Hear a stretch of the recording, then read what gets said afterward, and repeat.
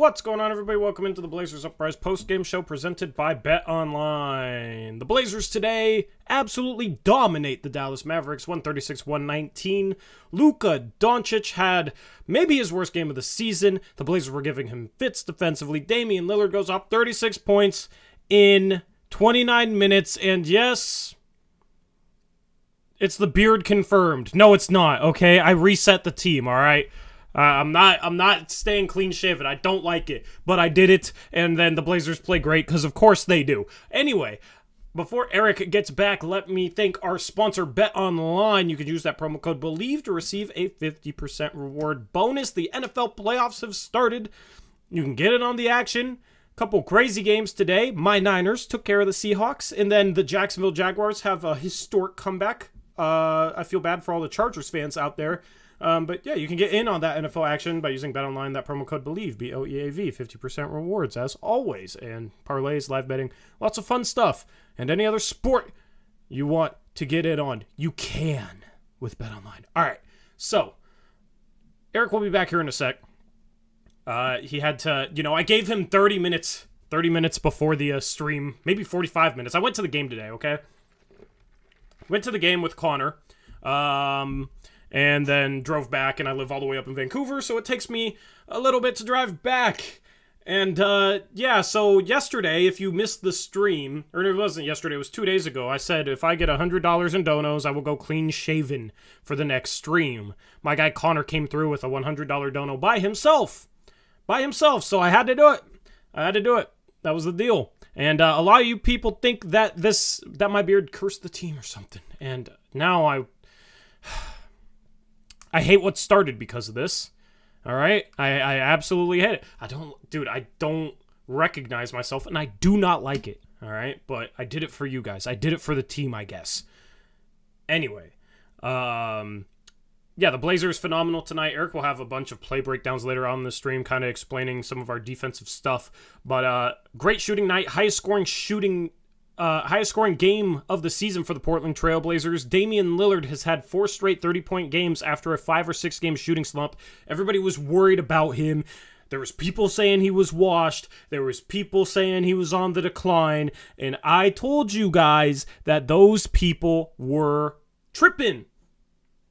And since then, Dame has come out on fire the past 4 games. His scoring average is up over 28 points per game. Today, he has 36 points on 20 shots. He's 11 for 20 from the field, including 4 for 11 from 3 and 7 for 9 from 2. He's been good attacking the rim all year long. And then, as far as the assist-to-turnover ratio, 10-1 for Dame. He's struggled taking care of the ball this year, much like the rest of the Blazers. Blazers took care of the ball today. Only 12 turnovers as a team. They only 9 turnovers as a team. I'm giving them extra turnovers for some reason. 9 turnovers as a team. A season high 34 assists for your Portland Trail Blazers. We'll take a look at the team stats in a second. I'm actually doing that today. But Dame, 10 assists, 1 turnover. Phenomenal game from him. Meanwhile, on the other side of things, Luka Doncic, who's averaging like 33, 34 points per game or so. I think he's the leading point per game scorer in the league right now. 7 for 19 for him.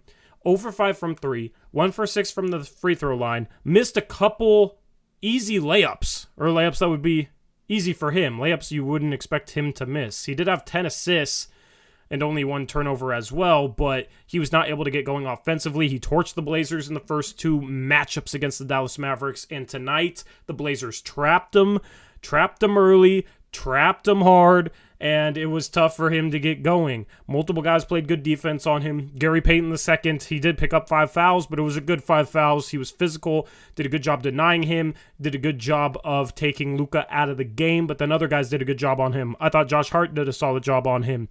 Even when Yusuf Nurkic was switched out onto him on a couple possessions, I think he did a solid job. It was a good team effort defensively against Luka Doncic. And other guys stepped up, and other guys made some shots. I mean, this Dallas Maverick team put 119 on the board. A lot of that was in garbage time. They got hot late against the Blazers scrubs, who subbed in the last 5.5 minutes of this game. But, yeah, it was a good defensive effort. Only 2 offensive rebounds for the Dallas Mavericks as well. So phenomenal game on both sides of the ball, in my opinion. Despite the 119, I thought it was a good defensive game from the Blazers for the most part. A lot of the mistakes, I think, can be cleaned up. There was times where they rotated really well. There was times where they made some mistakes. Guys didn't make the right rotation. Shaedon Sharpe had a bad stretch defensively in this game, but brought something offensively. It's nice to see him have more confidence in his shot lately. But overall, good two-way performance from the Portland Trailblazers. They got 7 players in double figures. Gary Payton II, 10 points, 4 for 5 off the bench, 2 for 2 from 3, hit back-to-back threes, had 4 steals. Phenomenal performance from him. Exactly the type of performance that we need from Gary Payton II off the bench, and exactly why Joe Cronin signed him to that mid-level exception. Anyway, chat, give me your thoughts on this game. I feel like the Blazers are all of a sudden heading in the right direction. They had a decent showing against Cleveland, a tough Cleveland team, a couple of nights ago. Couldn't pull it out, but I just felt like they needed a win, just a momentum-building win, and I think this is one of those. Now, of course, you do got the same Dallas Mavericks team tomorrow night, so you want to beat them again. There is a chance Luka Doncic gets held out.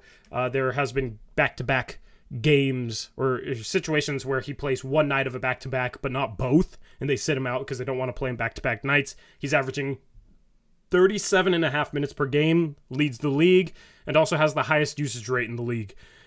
They run him into the ground, and he is their team.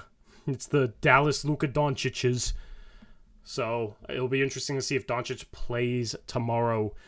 But Dame has been questionable past couple games with a sprained ankle. Drops 50 and then drops 36 tonight in 29 minutes. So much for being washed. So much for being washed.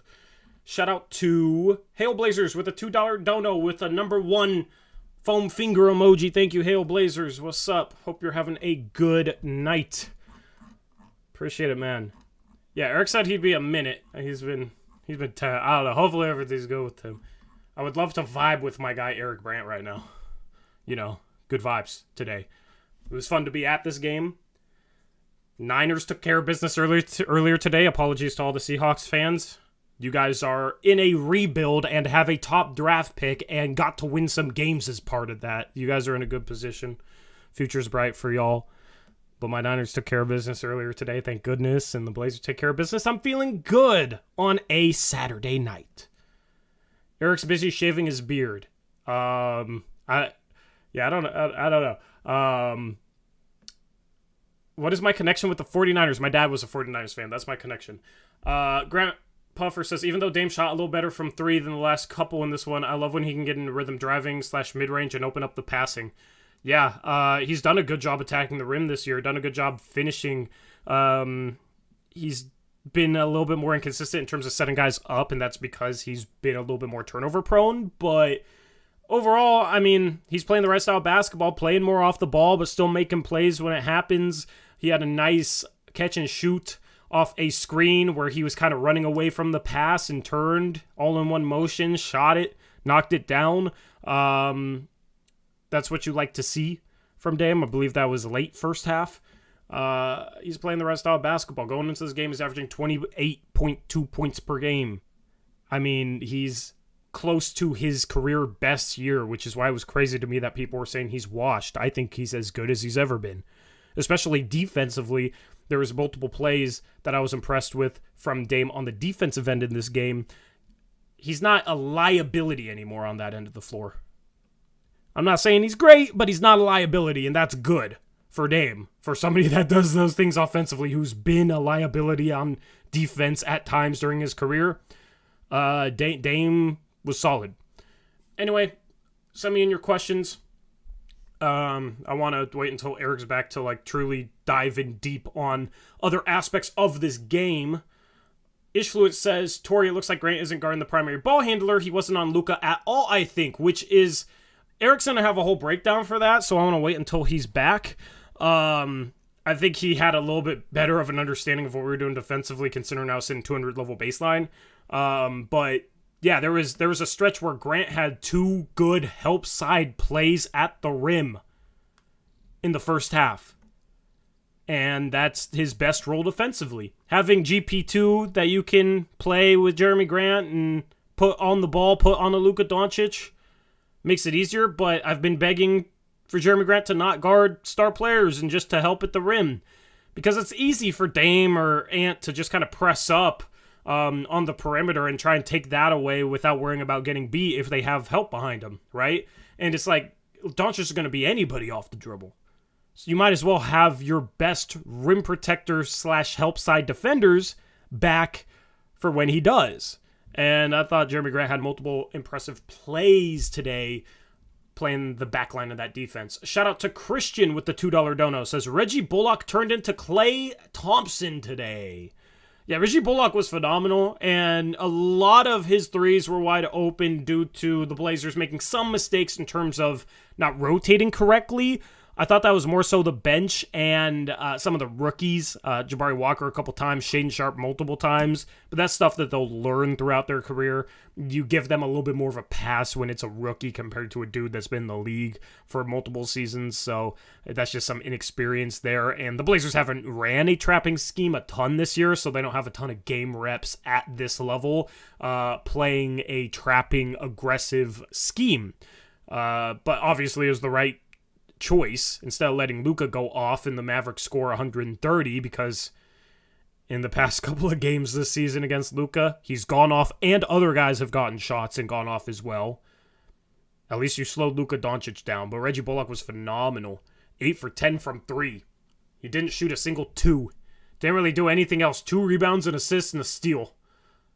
Had 24 points. He was really good. I mean, that's how Dallas tries to beat you. Is obviously with Luka, but then if you force the ball out of his hands, they got guys that can knock down some shots. Spencer Dinwiddie was 4 for 6 from 3. Of course, he torched us the first game we played Dallas this season in Dallas, that tough late game loss. He was 4 for 6. So Reggie Bullock and Spencer Dinwiddie combined to shoot 12 for 16 from 3 as the two main starters next to Luka. Phenomenal games from them. And then Bertans off the bench goes 2 for 3. I mean, Dallas shot the 3 ball well. We'll take a look at the team stats in a second once I have my co-host here, because I still need to fill out the Blazers side of things. What's up? Gray Hughes Investigates with the $10 dono says, Gary Payton Jr. is a very crafty player and makes a huge difference. Need him to stay healthy. Yeah, not just on the defensive end, too, because obviously we know we brought him in for defense, and I've been saying he's our best defensive player all year long, and I mean, he's Gary Payton's son, right? We know what Gary Payton II is on the defensive end, but I was really impressed with a couple of the cuts he made offensively. That alley-oop layup he had where he just snuck behind the back line of the defense. It was funny to watch because you could see him just like slowly creeping behind his defender, and it was Luka. It was Luka guarding him, and Luka wasn't paying any attention to him. He just cuts behind him and finishes, and then knocking down those back-to-back threes when he's left wide open. I mean, you got to get out on him. That's what we're begging Josh Hart to do, is just when you're left wide open like that, just shoot him with confidence and knock him down. Gary Payton knocked down 2 of them. I love to see it, but there was a couple impressive swing passes he made. One, a skip pass from corner to corner. One was he caught, I think Dame got trapped, and he cut to the middle of the floor, caught the ball, the defense rotated to him, and he quickly zipped it to the other side. And he's been in Golden State the last year or two. I forget when he got there, but he fit that offense, and that offense is predicated upon guys that can make quick decisions, the right swing pass, the right cuts, and it's nice to have a part of that in this Blazer offense. A guy that can defend, make the right pass, move off the ball. Those sort of traits have been sorely missing from this team, so it's nice to finally have a dude like that. Eric says a breakdown on that play incoming. Thank you, Gray Hughes, for the $10 donation, man. Appreciate it as always.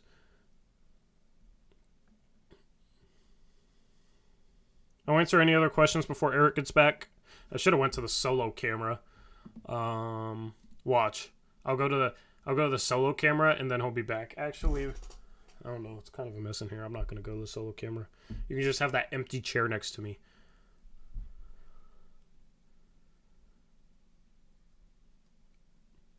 But yeah, I'm feeling good about this team.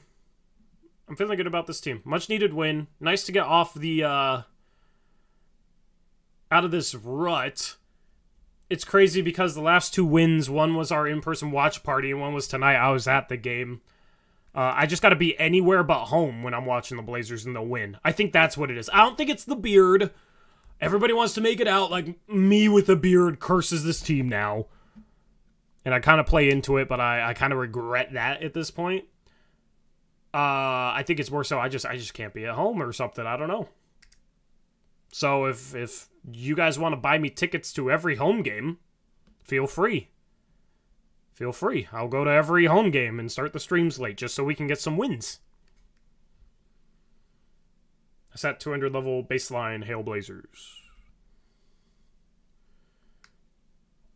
Damani says the referees did a great job tonight. Like, really? I don't share the same opinion, but that's okay. I'm not going to complain about the refs.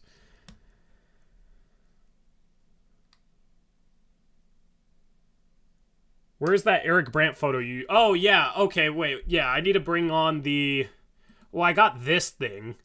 I got that thing. But we won. We won. So, I gotta... Yeah. This thing does... That thing doesn't apply. I call it Money Man Brandt. That's what I call the... I'll throw it up on the screen.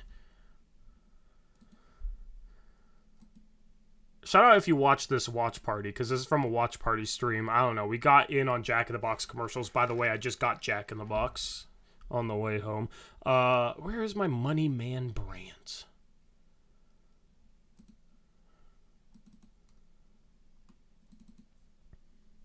There you go. Oh, man. It's too big.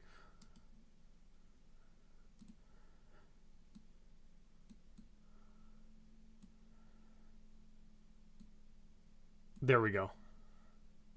Perfect. That's Eric after a win.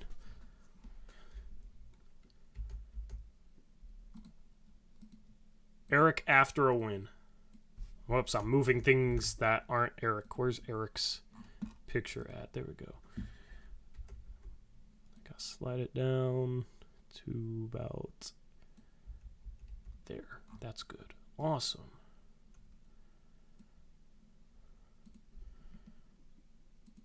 Curly fries and tacos. It's not healthy. I don't advise it, but I was in a rush and it sounded amazing, and it was amazing. Shout out to Braden Fennis. $5 dono says, another losing streak and we know what we gotta do next. Shave your head for another reset. Glad to see us catch that elusive dub with a flexing emoji. Thank you, Braden, for the $5 dono. I will never shave my head. If we got to go 0-82 for a season just so I can keep my hair, I will keep my hair. There are some things that I am not willing to do, and that is one of them. That is one of them. Maybe if I got a $10,000 donation. All right, that's the goal. $10,000 donation, and I'll shave my head. All right? $10,000. $10,000 dono. YouTube won't even let you. Nobody's donating $10,000. Nobody donate $10,000 because I'm joking. All right, I'm joking. 10,000 cumulatively through the season. No. 10,001, but in one dono. But YouTube won't let you. Taylor, I like my Taylor. What do you mean 10K is pretty steep for a buzz cut? You're the number one person in this chat who hypes up my hair, my guy. I figured you would be the one guy who understands. Connor says it only lets me donate $500 at once. Yeah. Will it actually go through with a $500 donation, Connor? You should test it out.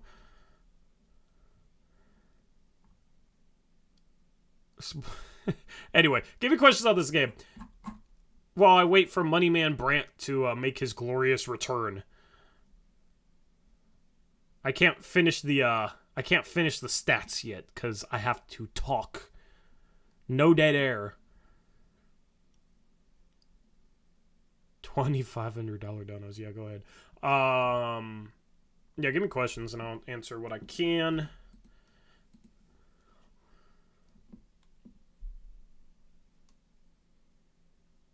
Do I think Hart is an underrated passer? I mean, Hart is, yeah, like, he can pass the ball, and I love how he can single-handedly raise the tempo for the starting lineup that plays too slow at times, in my opinion.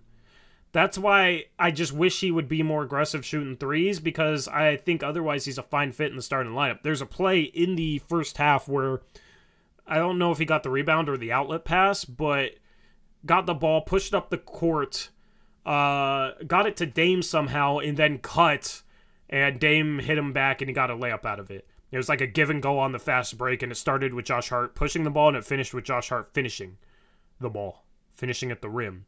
So I love how he can push the pace and get the Blazers playing more up-tempo. I like that aspect. And then obviously the rebounding, having his rebound in the starting lineup is crucial considering Jeremy Grant's struggles in that regard. Only 4 rebounds per game in like 36 minutes a game as a starting 4 of his size is, not good.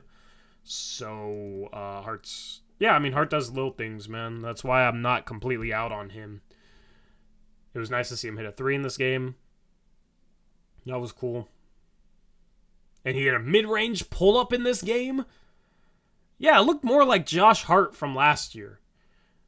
Oh, there he is. There he is. He needs to raise his camera slightly so that his Blazer hat is in the stream as well. All right, goodbye, Moneyman Brant. I wish I could, get that behind you. Also, you gotta unmute Eric as well. And I didn't know if you remembered. I wish I could, get it so that the thing was behind you. Maybe I need to get you, those fat heads that you'd put on walls? Yeah. I assume you could get a custom one. Yeah, you can. You can just send them a picture and they can...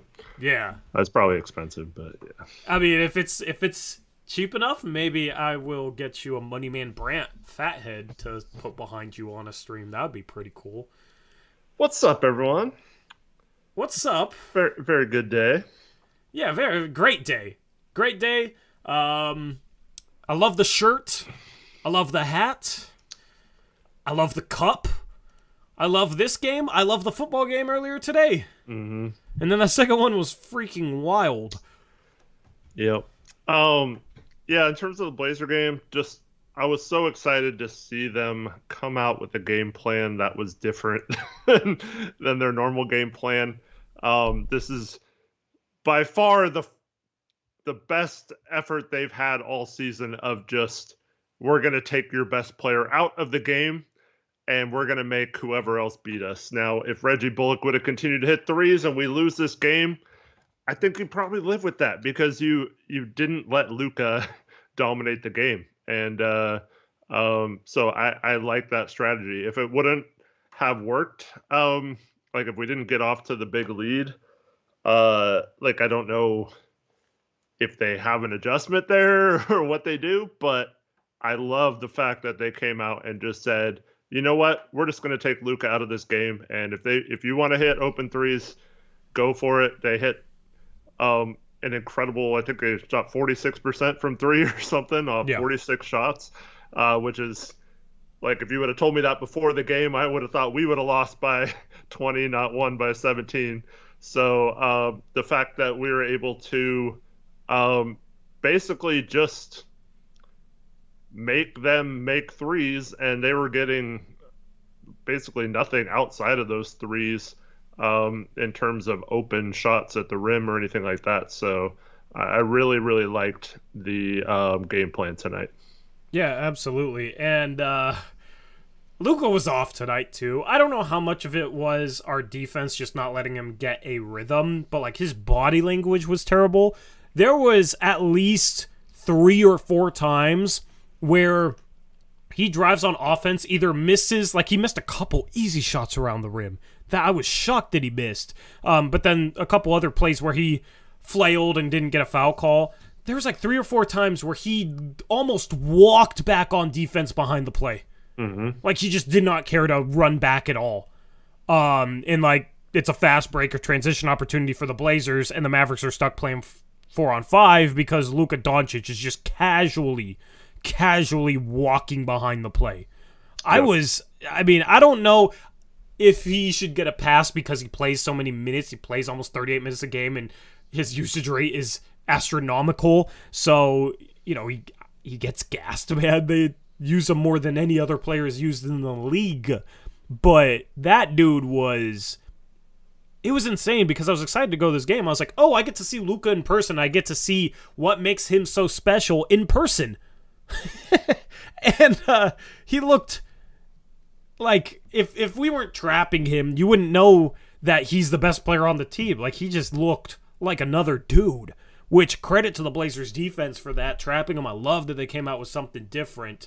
And I don't know, it frustrated him to the point where he was just not himself. And I was very surprised by that. Yep.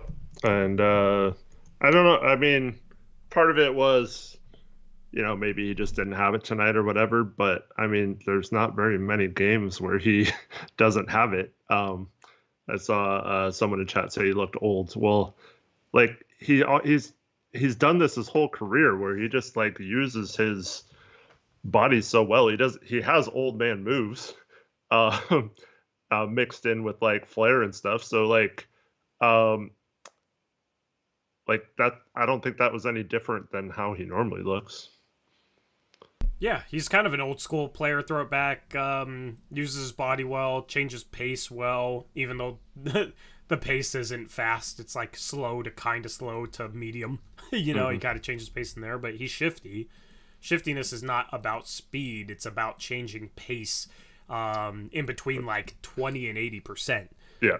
So he's great at that, and that's why you can't just let him play one-on-one because he'll pick on whoever. I mean, even if you had Gary Payton on him, Gary Payton had 5 fouls in like 15 minutes. Luka's extremely tough, so it has to be a team effort. Well, the other thing is too, I mean, when you take someone out of the game and they're not in rhythm and they're not getting shots early on, then when you do start to press,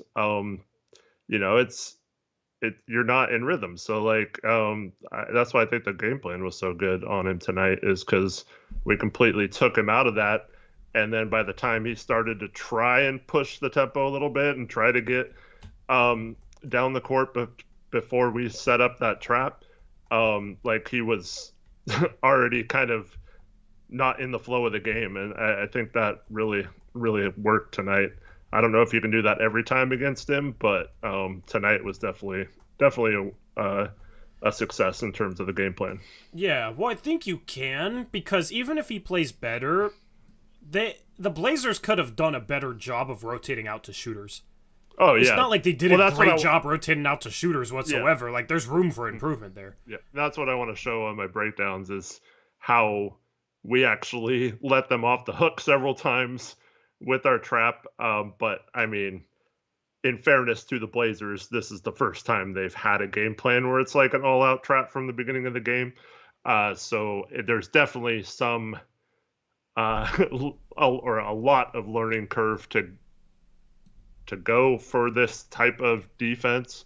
But this is the kind of thing you need to work out during the regular season. So when you have to do it, say we play Dallas in the playoffs, we're going to need to be able to switch back and forth between different coverages on Luka, including this trap. So you need to work on it and get those rotations locked in so that when we do throw these traps at him later on, because after tomorrow we won't play them for several months, so they won't necessarily remember the game plan or whatever if we play them in the playoffs.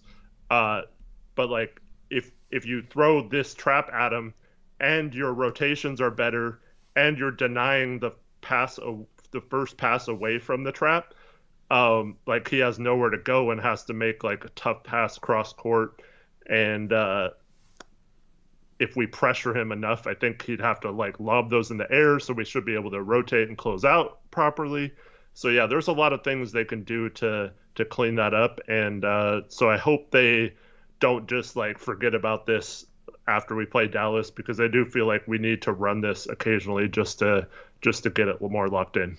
Yeah, and I feel like that type of defense can have a psychological effect on this team that's positive on the other end of the floor on offense. And it's just the mindset when you're running that sort of defense is like, we're going to attack their best player and get the ball out of his hands, and then we're going to try and fly around behind that and fill in the gaps, rotate out to shooters, like it's an aggressive defensive scheme. And it just felt like this team's mindset was just to attack. They shot I don't know what the final number was, but at one point they were 29 for 41 from 2. Mm-hmm. And, you know, they got a little worse in garbage time. They didn't play well in garbage time. But 29 for 41 from 2 is like 71, 72% off the top of my head. That's phenomenal. And they got to the line 22 times, decent rate, and made 21 of those. I just felt like the defensive game plan helped this team offensively as well, because it was just like, we're going to take it to them. We're going to attack them. We're going to be the aggressor. And the Blazers were the aggressor on both ends of the floor tonight. So I wonder if there's a psychological effect there that helped them out offensively as well. Right. And also, when you do attack the paint like that, eventually when you start kicking it out, the threes are a lot more open, because the more you attack, the more the defense sags into the paint. So I think it led to some open shots. And we saw, or I don't know if you saw this, Tori, or if Chat saw this, but before the game, Chauncey was asked specifically if Josh Hart needs to let the ball fly and shoot more when he catches it. And he said something like 100% or absolutely or something, you know? So I felt like Hart, I don't think he wanted to shoot a lot of those shots still, but he did shoot them. And I think, like, if I was Chauncey, I'm sure this is probably what the conversation is. Like, I don't care if you miss every single one of your shots, but if I see you not shooting them, like, I'm going to be angry with you, because, like, I don't care about the results. I care about you spacing the floor and not, like, just shooting that three and keeping the defense honest. And I felt like he, like, had that mindset tonight. Like, I'm just going to catch the ball and shoot it. It doesn't matter what the result is. And I saw some stat. I'm sorry, I can't credit who it was, but throughout his career, he was per 100 possessions, Josh Hart was shooting like 7.2 threes per game. And this year it's down to like 2.7. But the 3-point percentage is like basically the same as most of his seasons this year. So like there's literally no reason why he should be shooting like 4.5 less threes per 100 possession based on, it's not like he's not making any 3-pointers or whatever. His 3-point percentage is actually fine. It's like 35% or something.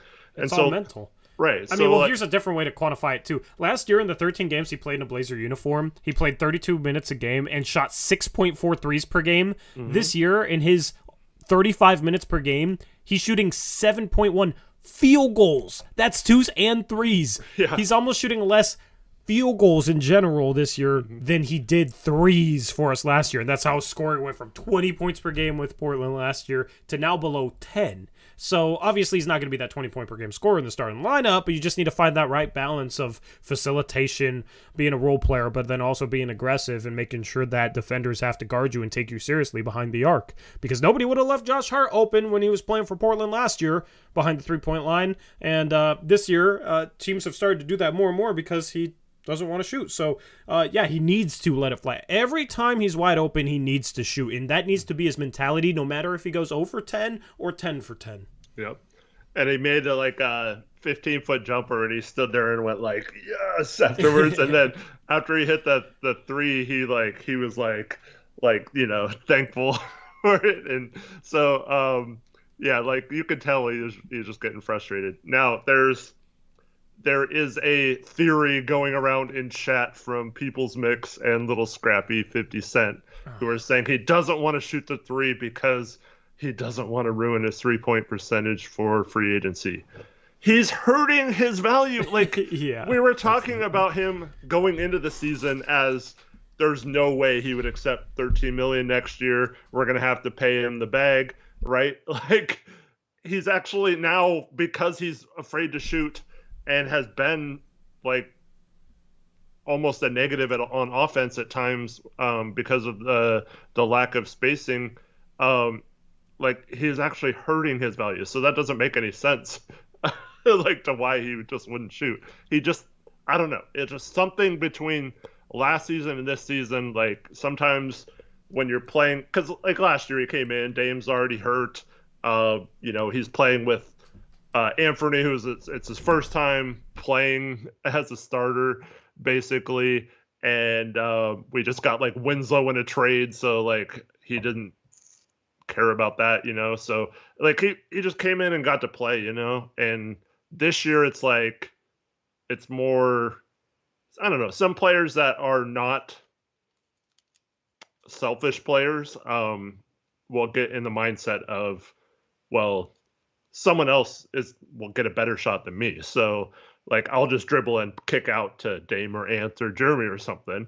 And unfortunately, it's just not the greatest. I mean, it's good to have that mindset, but like with all our struggles with turnovers and things like that, I think, like you said, you just got to let it fly.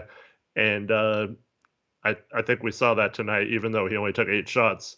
I feel like outside of maybe 1 or 2 times, he did the right thing and shot when he needed to. No NBA front office is going to put value on somebody who shoots 2 threes every 35 minutes at 35%. Mm-hmm. Like, we're talking about front offices that have analytics departments that would shock you guys as to how in-depth and detailed and crazy some of their analytics departments are. Like, just... If you don't follow Corey Jez on Twitter, follow Corey Jez. He's worked in an analytics department. Like, no, there's no way that him not shooting and him being unaggressive is going to help him in the free agent market, because all these front offices have scouting departments that focus on NBA players and other NBA teams. And they will figure out, okay, well, this dude is scared to shoot and teams aren't guarding him. Like, they do their research. It's not just an NBA Twitter user that's going to sit there and be like, oh, he's shooting 51% from the field and 35% from 3. Let's sign him to $15 million or $20 million a year. Except for the Lakers. Yeah, I mean, sure, you might. Yeah, well, the Lakers are a special The Lakers exception. apparently just check Basketball Reference and sign people that have good games against them. I don't know if you've seen that theory, and it's like backed up with all these stats and stuff. But anyways, the only way that theory makes sense is if he was shooting a much higher percentage on those lower volume. Like maybe he was shooting, 45% like Jeremy, and like you could maybe justify him not shooting as much, but he's shooting a higher percentage, so it's like working for him. But the fact that he's shooting the exact same as he's always has this whole career, that makes no sense why the volume would just be that much lower. I think it's just, I mean, we've seen times where Ant, hasn't happened a lot lately, but there's times where Jeremy has games where he doesn't get a lot of shots. Like I said, Anthony's probably the biggest person with this, where when Dame and Jeremy are going, like Ant kind of gets lost sometimes in terms of getting a lot of shots. So I think the mindset is just like, you don't want to mess things up for the other guys who are much better shooters. And I think he's smart enough to recognize that he's playing with players that are way better scorers than he is, and he just wants to do the dirty work. And it's good to have glue guys and unselfish guys like that. But at the same time, if Chauncey's telling him to shoot the ball, he's got to shoot it. Yeah, absolutely. And it's just a mental thing. Yeah. He has to find that fine line between being that role player and being that aggressive shooter. And that's why you've been saying all year that it's probably better for him to come off the bench, because when you're on the bench, when you come in off the bench, you're not like trying to not mess it up with the starters. Yeah. You can just come in and play your game. Yeah, it sucks because there's things he brings the starting lineup that I like a lot. The two main ones are his rebounding is huge at that 3 spot next to Jeremy Grant. At that 4 spot, basically Josh Hart rebounds like the power forward and Jeremy Grant rebounds like a shooting guard small forward wing. You know what I mean? Yep. So Hart's rebounding is huge in that starting lineup. But then also I love how he can single-handedly at times raise the tempo of the starting lineup that otherwise plays a very slow tempo. There's a play that I talked about when you were gone. In the first half, it was, I don't know if he got an outlet or rebound, but pushed the ball up the court, hit Dame, and then cut and got the ball back from Dame because everybody's going to pay attention to Dame, and he got a layup out of it. So being able to raise the tempo of the starting lineup and be that ball handler and he can get Jeremy Grant, Anthony Simons, Damian Lillard good open shots, and he did that in this game. He had 6 assists. That is also a good thing to have in the starting lineup as well. So that's where it's just like, if he could figure out that right balance between being a facilitator and being that aggressive shooter that defenses have to respect from behind the 3-point line, then I think he would be a fine fit in the starting lineup. It's been a problem for half the season. I'm wondering if it's ever going to be something he figures out consistently, because we've seen games here and there where he has a big game or he's aggressive shooting from 3, but he hasn't figured it out consistently. So I wonder if being able to play him off the bench, if you had somebody at the 3 spot you liked, maybe via trade, or maybe Nasir Little comes back better than he was when he played this season, then you could move Josh Hart to the bench and maybe he figures out, maybe he finds his rhythm. But that's key for this team, is getting the most out of Josh Hart. I think that's a huge, important factor, assuming he's going to be on this team for the rest of the year. Well, I think the perfect example is, look at Gary Payton tonight. He's not known as a 3-point shooter, and they left him open, and he just let it fly with confidence, right? Yep. He didn't hesitate. He caught the ball and just shot it because he was open, and that's the right thing. And so I think maybe as Hart watches that, he can maybe, Chauncey can say, hey, look, this is how we need you to play. Like, I don't care.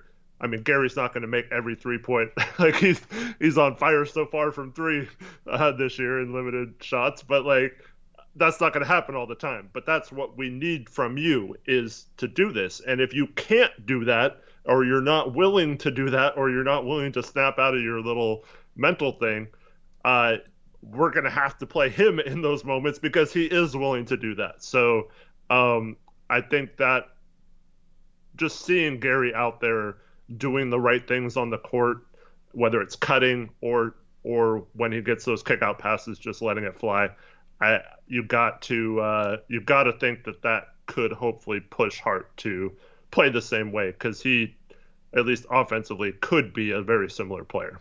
Absolutely. Shout out Blazer Fanaby, or Fan Ebby. I never know which way to say it. Member for 8 months says, glad we got the win. We needed it. Absolutely needed this win. Thank you for being a channel member. And then shout out Twisty Freeze with the $2 dono. Says, thoughts on a bench of Naz, GP2, and Jabari Walker.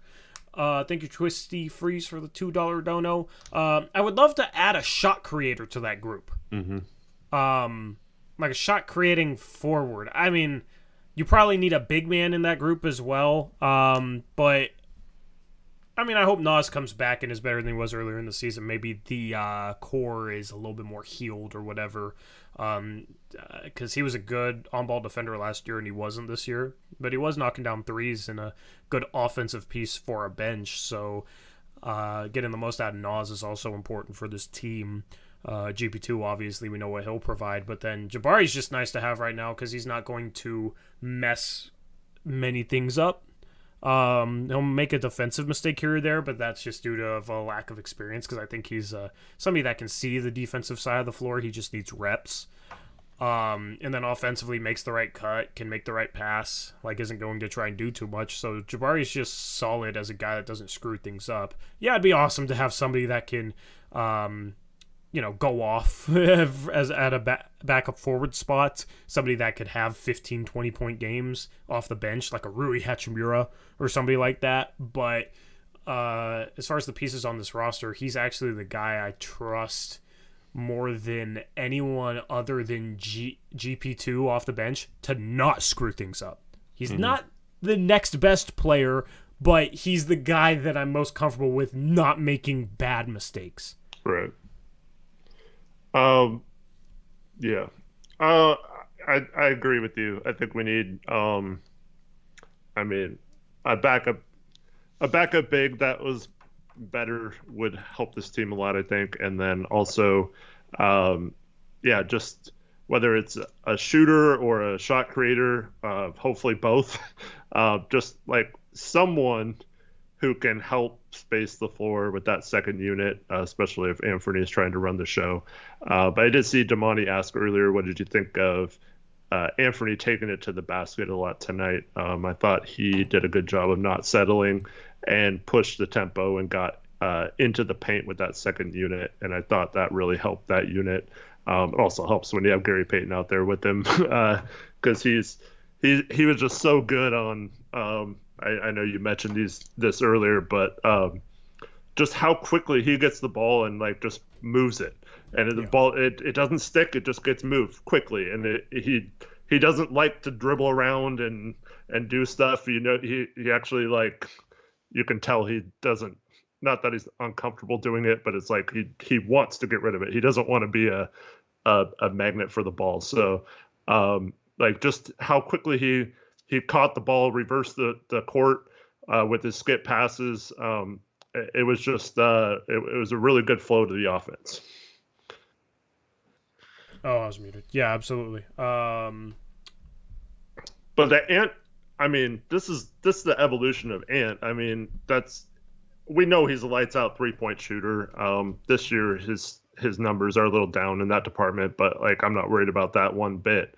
But he still has a huge growth opportunity in terms of getting to the free throw line, driving to the paint, with how athletic he is and how many angles he could shoot from when he gets like high up in the air. That's still a ways he can go to be an even better player in terms of getting to the hoop. And it wasn't until several years into Dame's career that he became a good finisher around the hoop either. Yeah, I mean, Ant was shifty, Ant was quick tonight. I like it when Ant doesn't settle. I think in previous games, there's been some times where I wish he would try and take the ball to the rim instead of settling for like a step back contested three off the dribble or whatever. But that applies to Jeremy Grant too with some of his mid-range stuff. And both those guys haven't had huge games lately. And tonight, neither one of those guys had a huge game, but they were efficient, and that's what matters. Jeremy Grant was 6 for 9, Ant was 6 for 12. But inside the arc, Grant 4 for 5, Ant was 3 for 4. So that's 7 for 9 inside the arc from those two guys.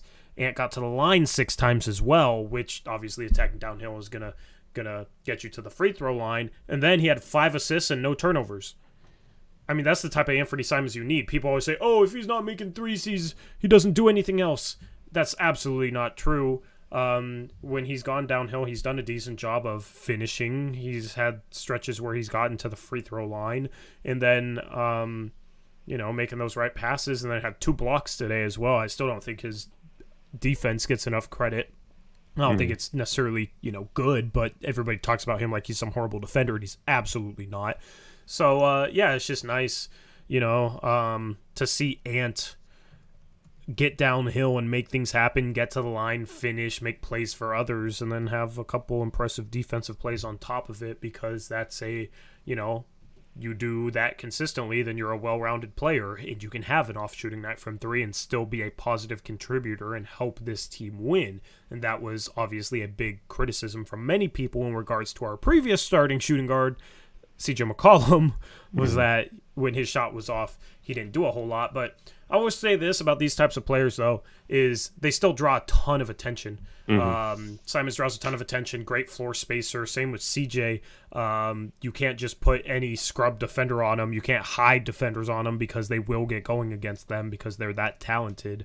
So even if they're not doing anything, still just having that caliber of offensive player out on the floor does make things easier on other guys, and defenses still have to worry about him. And you have that type of shooter running off a screen. A lot of times the back cut might be there from the screener. The screener could slip a screener. It just makes certain actions more threatening for defenses. So, Simons,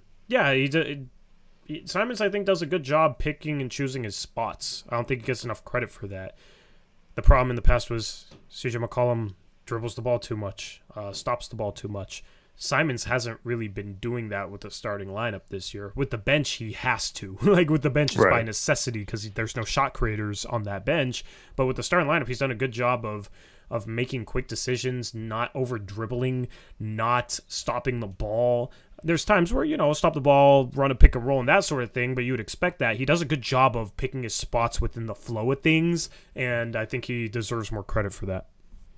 Yeah, I think you said the right word is quick. So CJ, in fairness to him, did like people never gave him credit for this, but he did average, close to 5 assists at times, like, and people would say he never passes. Yeah, absolutely. And I would sit here defending about right. post-game skills. Yeah, exactly. But like with Ant, I feel like it's quicker. Like he either tries to drive and it doesn't work and he passes, or he just like goes and shoots. And but like CJ, it felt like he was dribbling for 10, 15 seconds before he did something. And I just feel like it's just a little quicker, and the tempo is more conducive to him getting to the rim once he starts figuring out how angles work a little better and how he can use his body a little better. Yep, absolutely. Shout out to Sam Dooley, member for 2 months, says the evidence is clear. Torrey needs to shave forever. Good night, Jackson. Yep, I think it's pretty clear. Right? No, I mean basically here's what it actually is. Okay. When I'm home, the team doesn't win. If I'm at a watch party or at the game, the team wins. So I need to have a watch party every stream, or somebody from chat needs to give me tickets every stream. Well, the question is, do you have to shave every time, or did this one shave now count and now you can't shave it until we lose again? I reset things, right? Yeah, there was just, it was that specific hair, Eric. That specific hair was cursed for some reason, I guess. I don't know. This is such a chat thing, man. I don't like it. Chat, how old do I look now? Does anybody not know my name? How old do I look now? I'm curious. What's up? You said, does anyone not know my name? My age. Well, somebody might not know my name if they're just tuning in. Yeah. 16, 12, 17. Yeah, I shouldn't have asked this question. Screw you guys. It was a serious question. I'm just wondering how much the beard ages me. That's what I was asking. You guys are saying I'm 12 years old now. Good luck getting this again. Shout out Carson, member for 8 months. What's up, Carson? Says W. Maybe this puts us back on track. Go Blazers. Thank you, Carson, for being a channel member. Yeah, I hope so. This team needed a win like this, and I mean, I still think this could be a good team. I still think they have a lot of the right pieces. Probably need a couple more at the trade deadline, but I don't know, man. This team, I feel like, underachieved massively as of late, and Dame, Ant, Grant kind of busting out of these slumps that they've been in. Grant and Dame more so than Ant, but that plus GP2 playing now. They've had an average defense. It's just about getting this offense to be what we expected, which is a borderline top 5 offense. If you have a 15th ranked defense and a borderline top 5 offense, you're a good basketball team. The problem is they've been turning the ball over too much, and tonight they didn't turn the ball over, and they made shots, and they passed the ball. They had 34 assists. It was just about as perfect of an offensive game as you could have asked for. Yep, I agree. So thank you, Carson. And by the way, we need to figure out, we need to figure out the hardwood, Eric. Yeah. Message me, Carson. Yeah, message Eric, Carson. Stop ignoring him. I'm just kidding. I don't know if you're ignoring him. He's mad at me. Why is he mad at you? I don't know. Because I made fun of him for saying the PDX curse was the jersey curse. Carson's the nicest guy I've ever met in my life, and you made fun of him? Wow, I'm judging you. Chat, judge Eric. I thought we were, I mean, I already apologize. I know you're not. I know you're not mad, Carson. Carson, you can clip my compliment to you and make it your ringtone. All right? I'm going to call you when we meet up next. That better be what plays out of your phone when I do. Anyway. No, he was just like the most vocal person I saw about he don't like the PDX jerseys and stuff. And then on 2K he's there like designing a court, so I like made fun of him. I didn't mean anything like personal by it, and I apologize for it, but he rightfully thought I was being a little too harsh on him, so yeah. Mean. Anyway, I need a new chair. I need like a chair with better lumbar support. Yeah, you do. Just gonna put this pillow behind me. This feels so much better. Anyway, team stats. Let's go to team stats. Eric, I mean, the numbers just look insane. 22 threes for the Mavericks. If you said they were gonna hit 2020, dude, 2020. Why can't 22? Why am I trying to say 2020? I don't know what's wrong with me. 22 threes. If you told me they were going to hit 22 of those things and we were going to win by 19, yeah, wouldn't have believed you. Mm-hmm. But 2 offensive rebounds for the Mavericks. We kept them off the offensive glass. That was impressive. Yes. And they got some bigs, too. They got some guys that can rebound on the offensive glass, too. McGee, Dwight Powell. Yeah, they played McGee a little bit, but they also had some smaller lineups with like Theo Pinson as their center, so those weren't very good rebounding lineups. Yeah, but you shoot a lot of threes; those are long misses. I think that's probably the fewest offensive rebounds the team has had against us. And then also the free throw number for Dallas, 11 for 19. Luka going 1 for 6 from the free throw line was kind of hilarious. Crazy. Yeah. Anything else jump off the page to you? No, I mean, you mentioned the 2, but I mean, we dominated the boards. I mean, if we can get 34 assists and then the main thing is the 12 turnovers. I think we only had 7 before garbage time. So our third unit is not very good in terms of our offensive defensive rating and some of our counting stats. But other than that, yeah. I think we did a really good job of not turning the ball over this game. Yeah, great job. Thank you for not passing it to the other team. Mm-hmm. Appreciate it. Well, we had 2 travel violations, like our 3rd and 4th or 4th and 5th possessions of the game, and that was we got down, I think 8-2 or something, and then we stopped turning the ball over, and what do you know? We started scoring like almost every time. Yeah, I mean, that's what I'm looking for the rest of the season, is just taking care of the ball, because the shooting percentages aren't bad. It's mainly the turnovers, and defensively this team's been average. Offensively, outside of the turnovers, I think this offense has played what you would expect, and without turnovers this would be a top 10 offense. So I just want to see this team get there. They've lost a ton of close games.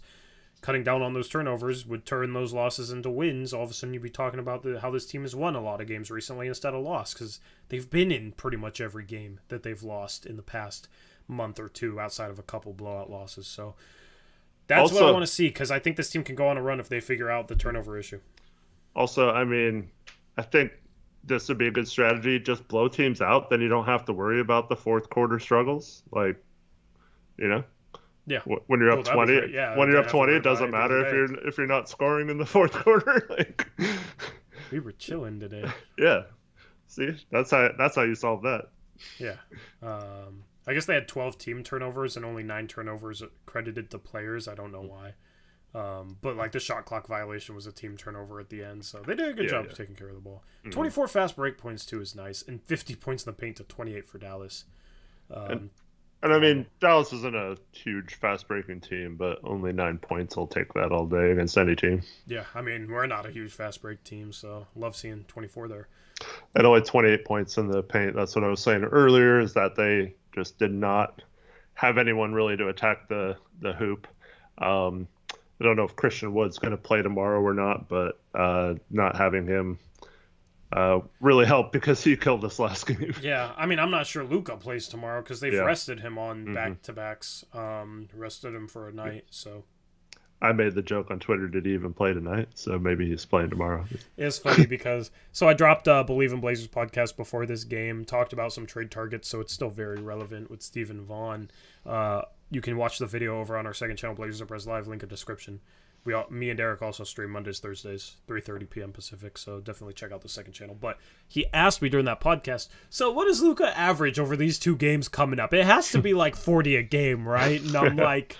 You would think, but I feel like he drops 38 one game and then he drops 25 another game, but on bad shooting. I feel like he's just gonna have a bad shooting night in one of these games, and then that was tonight. So I'm the prophet. I didn't think you could hold it. I didn't think this Blazer defense could hold him to 15 points though. Well, I mean, I've brought this up before, but outside of Jokic scoring 9 points, and that was only because he got in foul trouble and still almost had a triple-double, like, what other star have we really held in check in a game that much? I mean, we did a pretty good job on Donovan Mitchell till the fourth quarter on, what was that, Thursday night? But, I mean, we have not done well on stars this year, so it's hard to imagine us shutting anyone down going into a game prior to tonight. Dude, Taylor cracks me up. It says the podcast is called Believe in Blazers, but I don't think Steven actually believes in the Blazers. That's funny. Great job. You've been asking for it all year.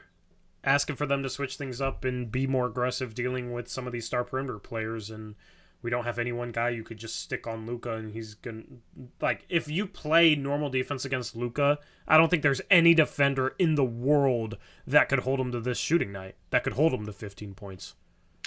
I mean, Payton did a good job, but he has 5 fouls in 15 minutes. Yeah. Wouldn't have been able to play anymore. So. And there was still at least once where he got beat off the dribble and Luka got a layup out of it. Even if you put GP2 on him for an entire game, I don't think he holds Luka to 15 points. I think Luka's getting at least 20. Yeah. It has to be a team effort. You got to get the ball out of his hands. Trevin says of all the stars to beat Luka is crazy. Yeah.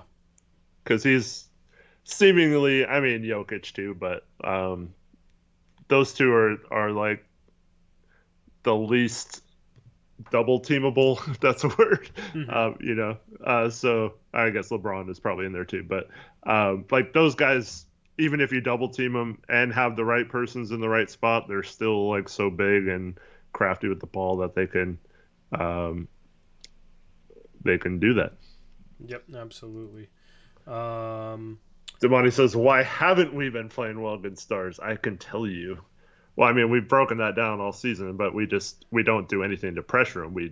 We die on screens, and we don't hedge or show on any picks, and then we just let them get downhill and put our bigs in a 1 versus 2 matchup in the paint, and then we leave shooters open because people fall asleep on ball, and that's been happening all season, and we haven't really doubled or hard trapped or done anything to like take what other teams do well out of them. Yeah, like James says, reacting instead of making them adjust to us. We just lay back and let them do whatever they want. We sit here and we talk about how we're not physical enough, but then we don't play a physical scheme. Mm-hmm. And then we, shoot, Chauncey, I wonder why these guys aren't playing physical when you have them dropping on everything. Anyway, let's take a look at the standings. Unfortunately, the scoreboard down below and the other scores is like a day behind. I don't know why. I will figure it out at some point. Just with going to the game today, I wanted to figure it out today, but with the Niners playing the Seahawks and then me getting out that podcast and going to the game today, didn't have time today, so I will fix the full graphics package soon. But I do want to take a look at the standings, okay? Because I've been preaching optimism even after losses in regards to the standings picture, right, Eric? I've been preaching optimism in regards to it all season long, but after losses, people aren't really ready for it. After a win, you guys ready for some optimism? The Blazers are a game out of 6th. So, somehow Minnesota's now 6th. Because of course they are. The Blazers are only 3 games out of 5th and 3.5 games out of home court advantage right now. If they beat Dallas tomorrow, they'll be 2 games out of 5th. So, I mean, they turn this thing around and you can still get a 4 seed, a 5 seed. Shoot, I wouldn't rule out them being able to get a 3 seed. I mean, we saw them get a 3 seed back in 2019 when they go on a 13-game winning streak in the second half of the season. I mean, I'm not expecting a 13-game winning streak or anything, but you go on a similar run and That's probably putting you right on the doorstep of a 3 or a 4 seed. So, this team, it's halfway through the season. This team has not written its story yet. It's written the first couple of chapters. Maybe they continue to struggle like they have been, but I just think this team is too talented to keep struggling like they have been offensively and defensively. They're at least average, and figured out some things tonight, and I think they will continue to get better there. OKC's, crazily enough, OKC's only a game and a half out of 8th or out of 6th. So it's incredibly tight. We're just right in the tier with Minnesota, the Clippers, the Warriors, the Suns. Those 3 were like the 3 favorite teams going into the season other than Denver. Utah and OKC. We're just in that tier. If you just keep Gary Payton on the court healthy, he showed in just 15 minutes like he can be super impactful and be the reason or the difference between winning and losing games. So he does solve a lot of problems and then make a good move or two. Just it doesn't even have to be like a huge star or anything. Just 2 really good moves to lock in a couple of those rotation spots off the bench, and maybe like you said earlier, to get Naz healthy and playing a little bit more like he did in the past on ball. And all of a sudden, we're deep then and still right there in the standings to make a run as other teams kind of fluctuate outside those top 3 or 4 teams. You can't really say any of those teams have really been playing well. Yeah, absolutely. That's the thing, is a lot of the Blazers' struggles other teams have been dealing with. That's what I've been trying to preach all season long. But as a Blazer fan, we kind of live in a bubble where we're just focused on the Blazers more so than the rest of the league combined. But, the Blazers got a ton of home games coming up. If they can figure things out, get some momentum, All-Star break, I wouldn't be shocked to see them in 5th or 6th.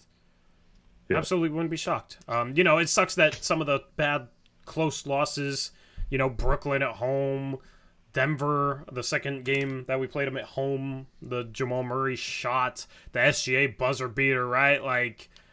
It sucks, you turn around those 3 games, which were just heartbreaking last-second losses, and you're sitting there tied for 5th right now.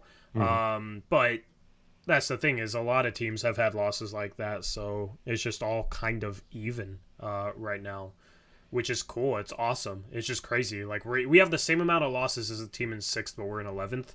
Mm-hmm. I'm not really focusing on seeding I'm just focusing on groups of teams because they're grouped together.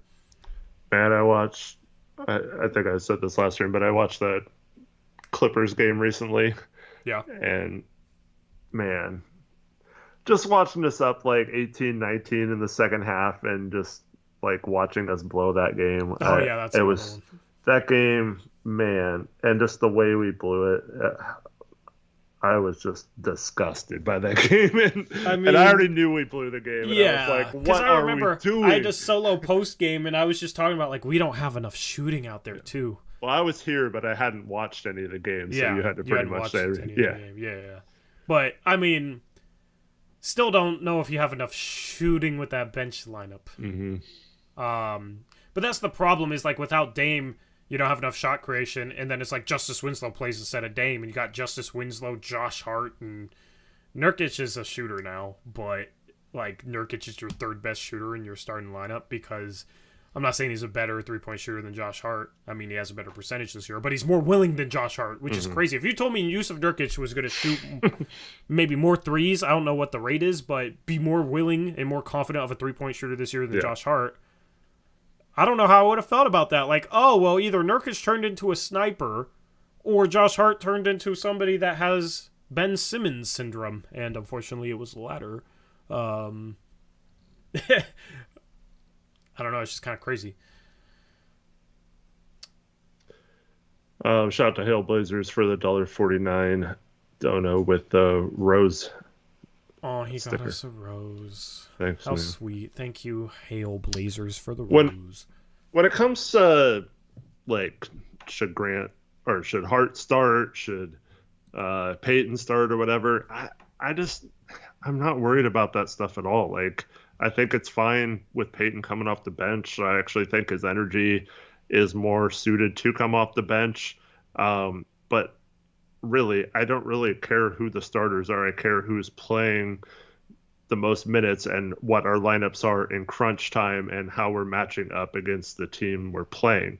So as long as Chauncey can hopefully figure out a little bit better job of who to play at the end of games, I don't think it matters who starts between those two. But I would just keep the starting lineup the same and bring Payton off the bench because like I alluded to earlier, I just feel like his ability to without even being able to space the floor, like he plays exactly like people think Winslow should play, Yeah. But like he actually like makes stuff happen, and like, he can finish and make threes at a better clip.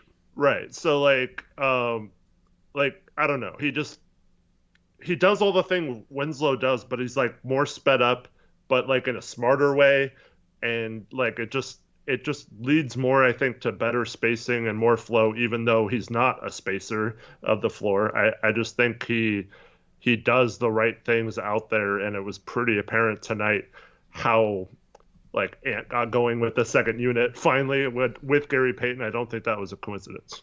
Yeah. But I mean, I don't know, man. If he's truly a 36-37% three-point shooter on wide open looks, then teams aren't going to give him wide open looks. Mm-hmm. Because you don't want to give up 37% from three. That's a good three-point percentage. So if it's coming on wide open looks, like, that's not ideal. Maybe if you had, Steph and KD and like a ton of just insane offensive talent and it was pick your poison, like, sure, maybe you live with that. But with him coming off the bench, I don't think defenses will leave him as open as Dallas did on those 2 threes today. I mean, both of them look good.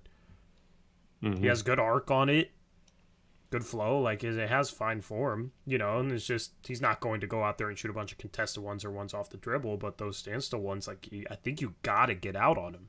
Because there's other guys on this team, Josh Hart when he's not being aggressive, Justice Winslow. You don't got to get out on those guys. But then also the fact that he can cut into space if you leave him and be effective that way means you still have to be cognizant of him. Even if you're helping off of him, you still have to worry about him. And it was funny, this kind of goes along, I talked about this, I think, before you were here, but this goes along with Luka just not being mentally locked into this game. The play where Gary Payton II just walks right behind him, sneaks right behind him. Yeah. Did you see, like, the way he sneaked behind him? Yeah, do you want to bring that up? You have that as a play? That's play one. All right, cool, sure. Play one brought to you via Aeromancer. Via Yes. Aeromancer, our moderator Aeromancer. Thank you, Aeromancer, for the recommendation. All right.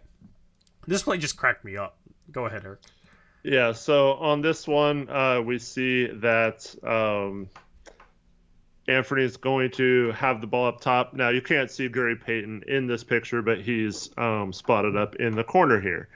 And in the second slide, you're going to see that Eubanks is going to come out to set a screen for Anthony. And you can already start to see that he's just walking. He literally just walks. Yep. And then he puts his hands up.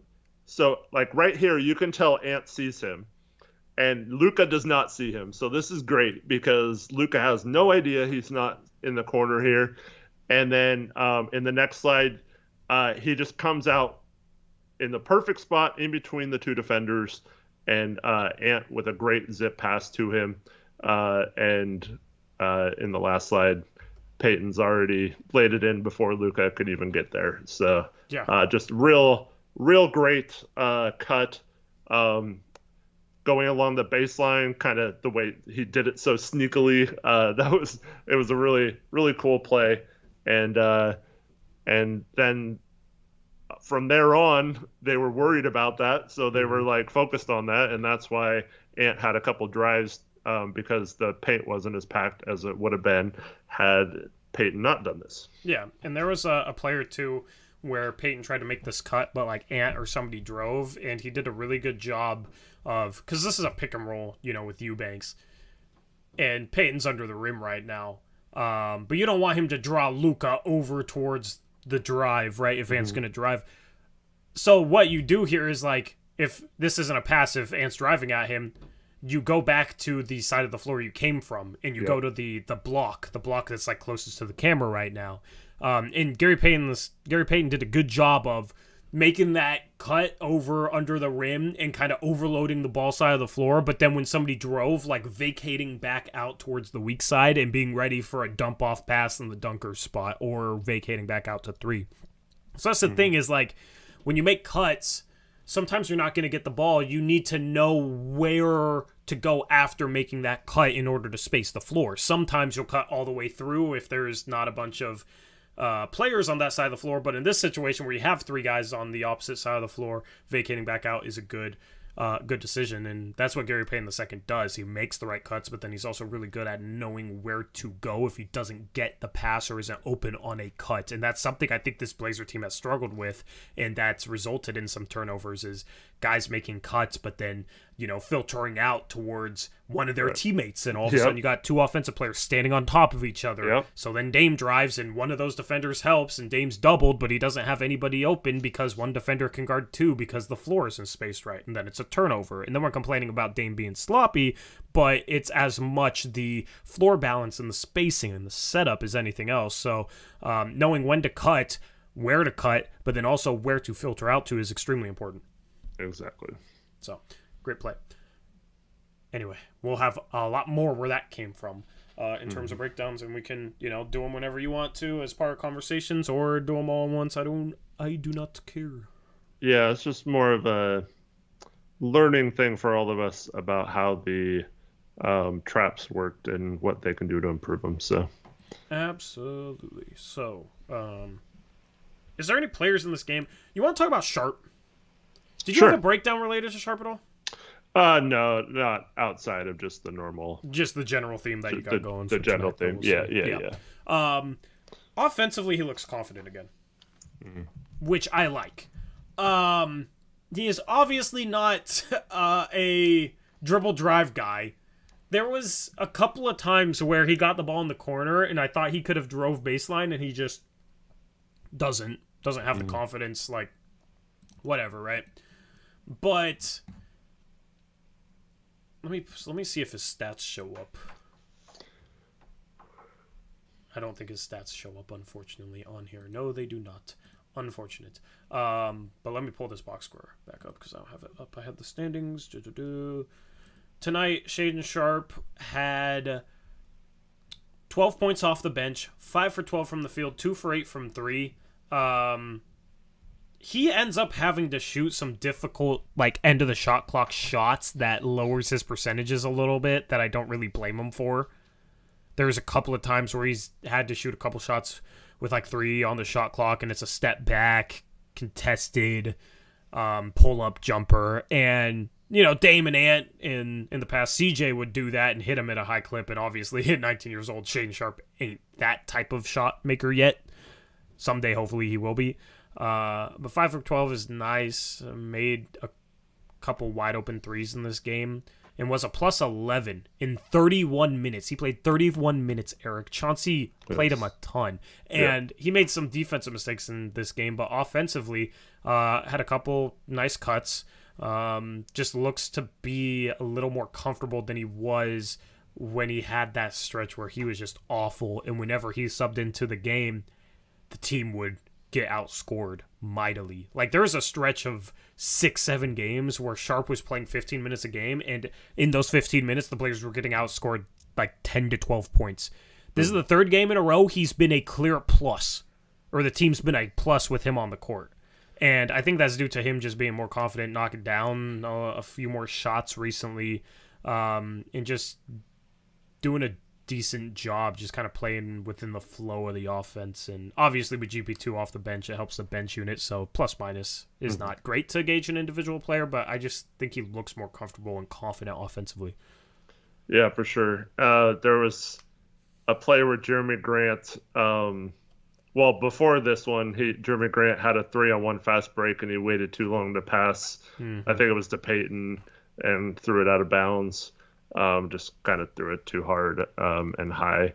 But then the next time Jeremy Grant's bringing the ball down, there is no one on the left side of the court. Sharp is wide open, yelling for the ball as he goes to the hoop, like wide open for the lob. Jeremy doesn't even look up, and Sharp ends up missing a three. That was the one that like rimmed in and out from the far corner. But yeah, he was wide open for a dunk. So that would have been nice to get him a nice lob. But okay, well, hold on. I don't understand why people don't just throw it. He has an insane catch radius. It's like you don't even have to throw a good pass. Even if the defender's there, like just throw it anyway. Because they're probably gonna have to foul him. Yeah, just throw it up, especially if you're going down the middle of the court and he's filling like a wing, right? Just throw it high. If you throw it too high, which is really hard to do with him, then it probably goes off the backboard and comes back to you, maybe? I don't know. Like, take that risk, because more likely than not, he's going to go up and get whatever you throw. You just got to make sure you throw it high enough so the defender doesn't tip it. And he's going to go up and get it. That's... you gotta make those plays, because he's shown, obviously, he's at his dunk contest for a reason. Everybody's excited for him for a reason. Throw the lobs, man. Yeah. But, so, like, in terms of overall play, I do think he is settling for long twos way too often. I would like to see him get a little closer to the free throw line, and maybe instead of kind of fading away, shoot him more like a floater or like an actual, like, jump shot. So I don't like, he took one, like, really bad shot that was, like, a foot on the line inside the 3-point line. I just I don't like to see that, but other than that, he's playing really well on the offensive end. I feel like he's shooting with a little more confidence on the threes. It was looking like it was waning a little bit there for a while. But same thing we talked about with Hart and Payton. It's like, man, if you get kicked out to for a three and you don't shoot it, I think that's like almost to a point where Chauncey needs to start like taking those guys out if they're not shooting those, and like asking them, what are you doing? Because like we just need to shoot those shots. And I think he's doing a better job of it. He still hesitates sometimes and then drives in and takes a much tougher shot. So yeah, just shoot the three, let it fly. And on defense, this isn't even his fault. Like, I thought he did about as good as he could have this game. But, I mean, what are you supposed to do with him? Because if you put him on Luka, Luka's just going to attack him. And you saw him attack him, and just instantly a Sharp gets called for a foul. And, like, he probably would have fouled out if he just kept guarding him. And then if you put him off ball when you're trapping, and he's one of the three guys responsible for rotating and guarding four, unfortunately, he's just not there yet, which is, like I said, is totally not his fault. I mean, no real 19-year-old that didn't play in college would be like super capable at this point of rotating perfectly and knowing where to space yourself to be best suited to guard the other four guys out there. So it's not his fault, but like, unfortunately, when we're trapping Luka, and he was in the game tonight, like, it's not the best situation for him to be out there. But luckily, we were scoring so much on offense that we got off to such a big lead that Chauncey was able to let him stay in the game for those 31 minutes. And I think that'll games like this will help a lot long term in terms of just him learning on the court instead of just watching from the bench. Yeah, absolutely. And that's why I want to see them play that aggressive scheme a little bit more often, so that guys like him get more reps, because that's really the best way for him to learn what to do, is get game reps at a game speed and learn how to recognize those situations on the fly. So, yeah, he made a lot of rotational mistakes, but I don't really blame him. It is what it is. He just needs experience. And it seemed like Chauncey was just willing to let it ride with him defensively, considering he was doing enough offensively. And, it was a good learning experience for him. So I was surprised how much Sharp was playing, though, man. Yeah. 31 minutes in this game. He did play last 5 minutes of garbage time, but that would have been 26 minutes for him. 26 minutes is a lot for him. It's more than he normally plays. Blazer fan, that was a good point. Maybe Payton will be the one to get Lob City going. Yeah, I mean, he had that beautiful one to Sharp in his first game. We just got to throw him. I would like to see us have a couple more lob sets for Sharp and GP2 even, and Ant even, Naz when he's back. I want to see us have a couple more sets to utilize those guys' athleticism. Mm-hmm. Absolutely. What'd you think of the Luka and Dame beef? Did you see what happened? No. So there was a foul, and then Luka kind of gave Dame a forearm and shoved him. It was legitimate. Like, I think Dame had the right to be mad, and then Dame got in his face, and Luka was immediately like, "Oh, I'm sorry, I wouldn't do that." I'm watching the background now. I don't think there's anything going forward, but I think Luka definitely gives him a little extra shove. Oh yeah, he does. Yeah, so I don't have a problem with Dane's reaction, but yeah, it's Luka. Luka knows he doesn't want. Yeah, Luka doesn't want that smoke. I was saying that. I didn't even see what happened, but I was like, yeah, this dude does not want this.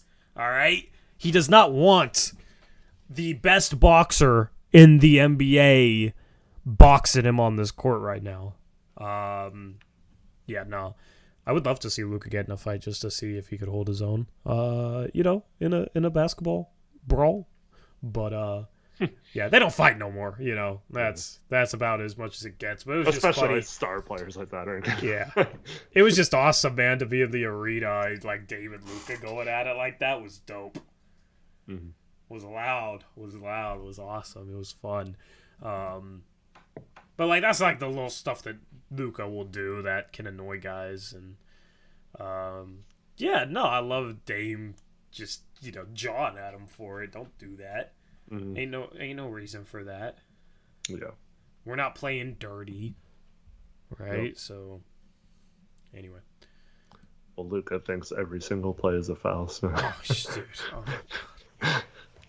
I mean, it helped us out a lot. He wasn't getting back on defense as fast tonight, so he's reaching Draymond levels of complaining to me. But Draymond's more demonstrative.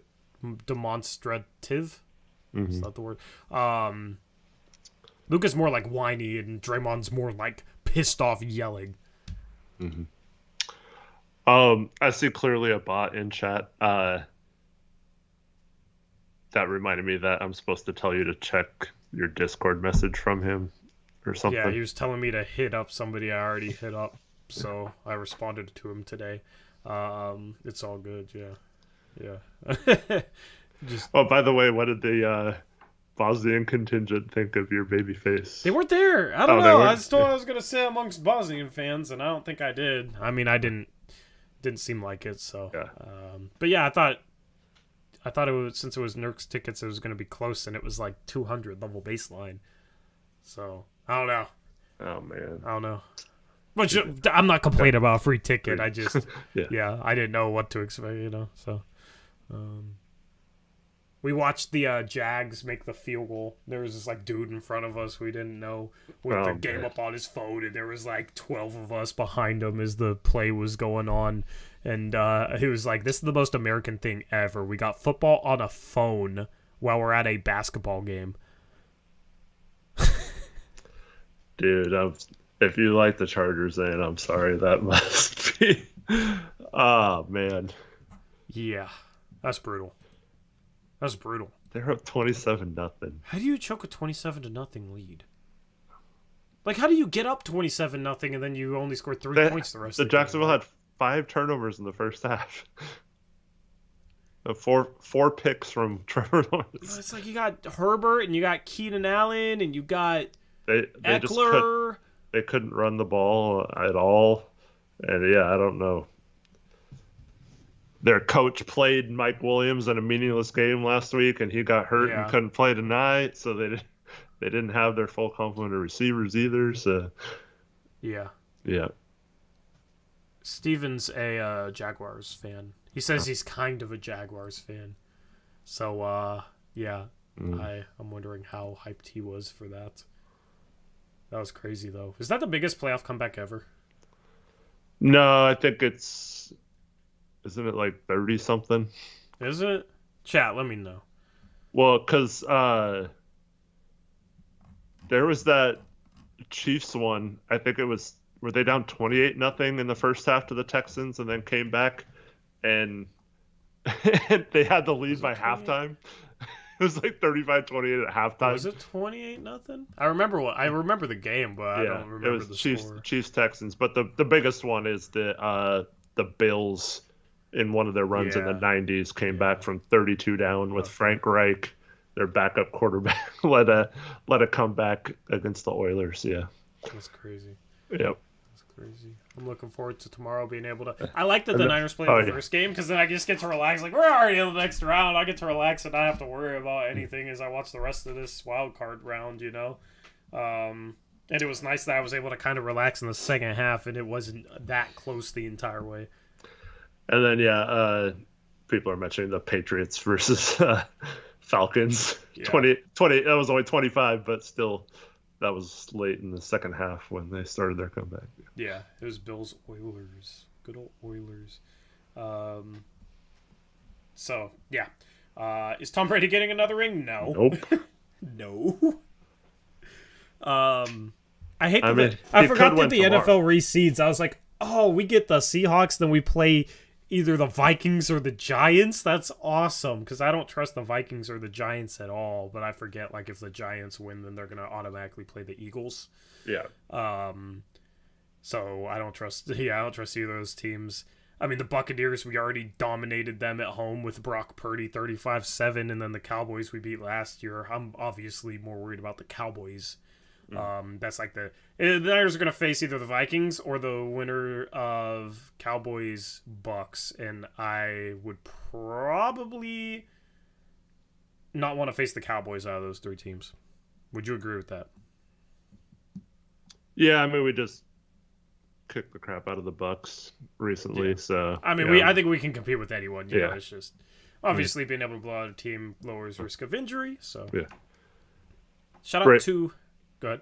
I'll just read that. So go ahead. Well, we got to thank the dono before that. No, I know. I was going to read the dono. Yeah, go ahead. Yeah, we're on the same page. Yep. Liam Best with the $2 Australian dono says, think of a small crew with Anthony Simons, Shaden Sharp, Gary Payton II, Nasir Little, and Justice Winslow. He thinks it works. Yeah, I mean, that'd be interesting. Up-tempo team. In some lineups, it might work. Yeah. Yeah, I mean, it depends. Like, defensively, it could be a problem if the other team has a lot of size, but it would be a fun lineup for sure. Got to rebound and box out. But also the problem is you really only have one shot creator in that lineup. When you go with the small ball lineup, generally you want either, obviously with Luka and 4 shooters, you can do it that way, but otherwise I think you need at least 2 shot creators, 2 guys, you know, because that needs to be a strength of a small ball unit. So that would be the only problem with that unit is none of those other guys you trust to create a lot. Or even handle the ball in transition other than Winslow, I guess, but he's not really a threat for himself, so that'd be the only problem with that lineup in terms of like your typical small ball lineups. But Shaden Sharp obviously can develop into that guy, man. I mean, Shaden Sharp needs to learn how to drive. He needs to figure out how he can get to the rim off the dribble when he's ran off the 3-point line. Like that, the evolution of Sharp's game is going to be doing that, becoming a good enough ball handler to break guys off the dribble, and then learning how to read the game just to make the right pass. He's never going to be a 6 or 7 assists per game guy, in my opinion. But just as long as he's like where Ant is now, that's fine.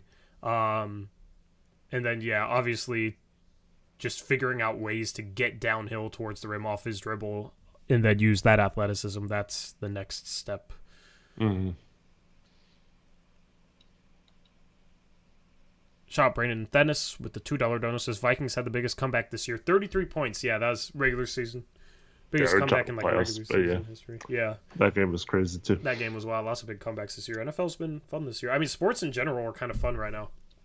Lots of sports are very. The NFL, I think, was pretty competitive this year. And you had some wild stuff happen in the NFL, and then the NBA is extremely competitive this year. Lots of parity. I love it. Makes for good storylines, good entertainment. Drew, I guess, hasn't been paying attention at all. Is Winslow coming back soon? He's still had another couple weeks, they said. Yeah. Naz probably will come back before him, but I'm not sure. We'll have to wait and see on that. Yeah, there is a...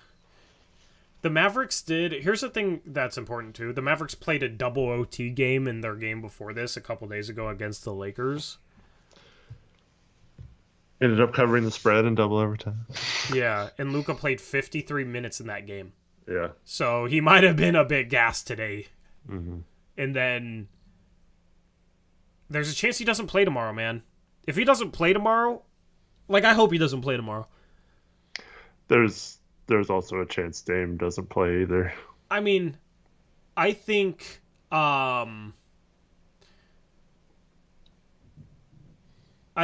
losing Luka would be worse for them because they don't have anybody else that can step up and create other than Spencer Dinwiddie, I guess. But it's like with the Blazers, you got Ant and you got Jeremy Grant, right? Like the Mavericks roster is basically completely built around Luka. Yeah. Whereas, you know, obviously Dame's the centerpiece of this team, but it's not like they don't have other guys that can do things at a really high level with the ball in their hands. So, you know, if both those guys sit, I'm happy with it. Despite Dame absolutely crushing Luka today. Yeah.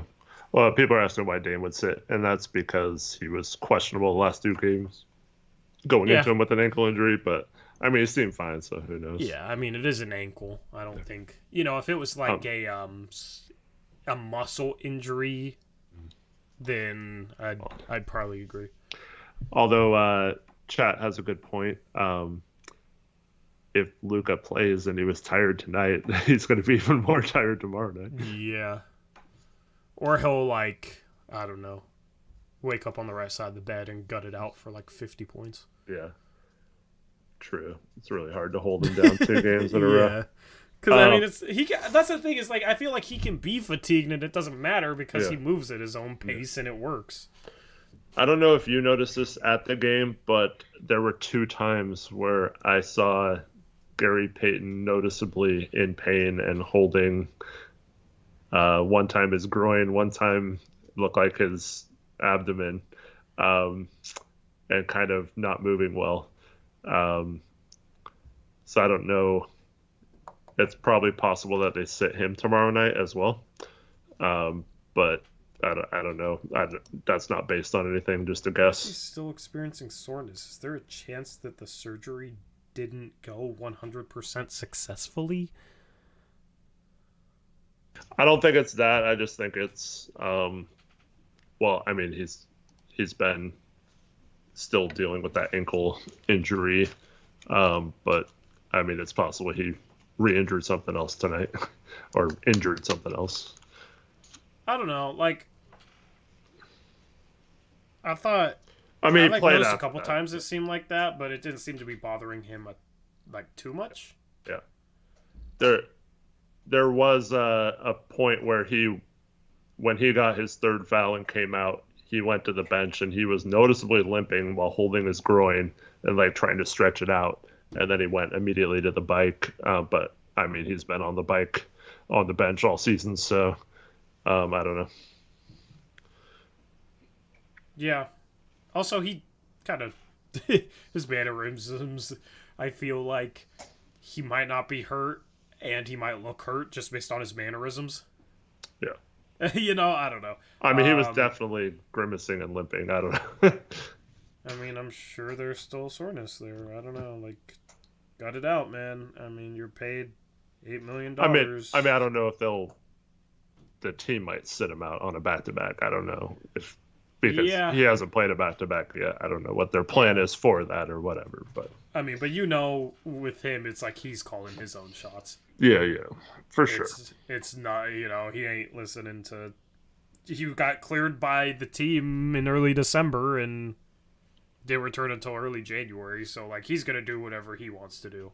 Mm-hmm. If he wants to sit out tomorrow, he'll sit out tomorrow. Is what it seems like, and I'm sure teammates probably aren't too happy with that. With how he's kind of handled the whole situation, but I mean, I think it low-key contributed to them kind of getting in a funk when they expected him to be back and then he wasn't, and yeah, yeah, very possible. Because I mean, got a lot of guys playing through stuff. Look at this dude that is cleared and isn't playing. That's not a good thing for the locker room. Was it that or your beard? That's tough to tell. Speaking of that, Carter Dick with the $2 donation. Looking good, Tori. Thank you, Carter. With the cool face emoji. Yeah, I don't like it. I miss it. It was so soft. Well, at least you're not doing this the whole show, right? Man, don't talk about that. All right, yes. I'm just saying. At least it gets rid of your little tick or whatever.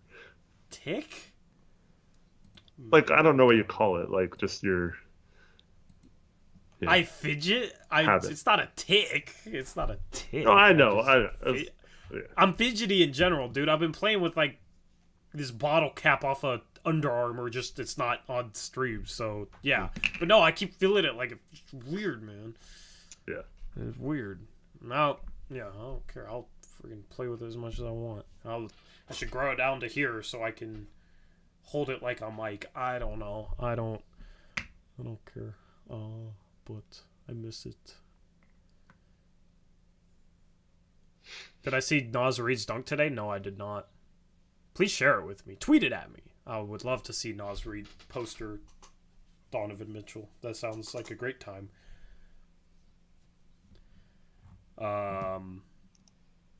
Mitchell and Gobert? Yeah, give me Naz Reid, please. How many times do I have to ask for him before he's here? I think his value is out of the question right now. He needs to be the starting center somewhere. Unless the Timberwolves just don't want to pay him. Yeah. I mean, bro, like, I feel like he's going to get paid.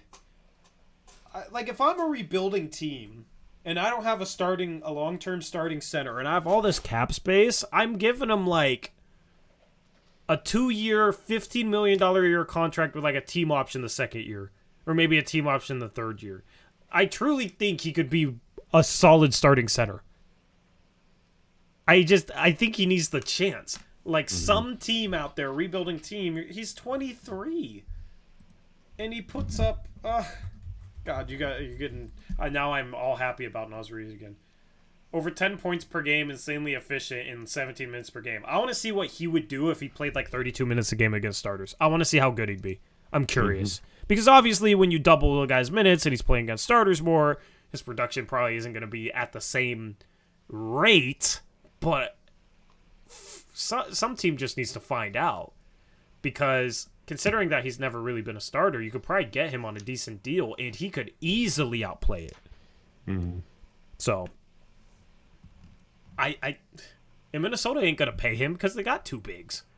They got Gobert and Karl Anthony Towns. So I still think there's a decent chance that they trade him.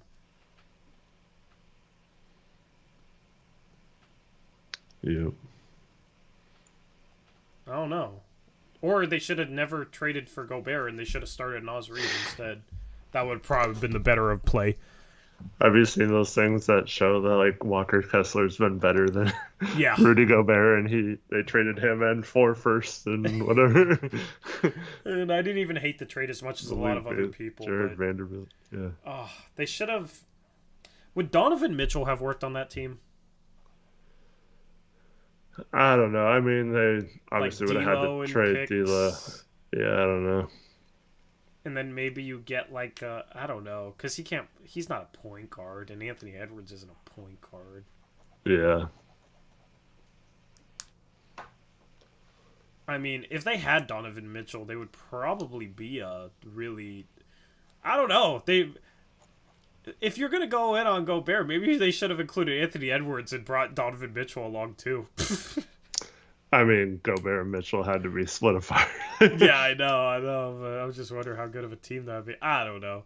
Minnesota doesn't have. I don't know. Minnesota's a weird team. It'd be fun to do a couple trade deadline preview streams and just talk about other teams. Because I enjoy talking about other teams in regards to trades and what they should do roster-wise, but I know a lot of people on post-game shows prior are like, I don't care about the Timberwolves. Talk about the Blazers for another hour. Yeah.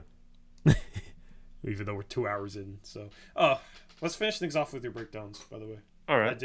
I thought we were like an hour and 10 minutes or so. I can't believe we're almost... Dude, I swear, like more so than ever, these streaming 2 hours feels like nothing. Yeah. Is it that way to you too? Yep. It's probably because people hang around more. Like in the past, it's like our viewership would be half, but we still got 250 people in here. Yeah. Your breakdowns broken? Give me just a second. Brand's broken breakdowns. His breakdowns have broken down. Okay, play 2 is 8 pictures uploading.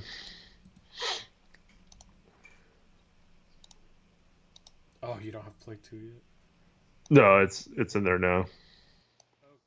Well, here's the animation. It's so pretty. Alright. Let's see here. Play number 2. Will it show up? It's a black screen.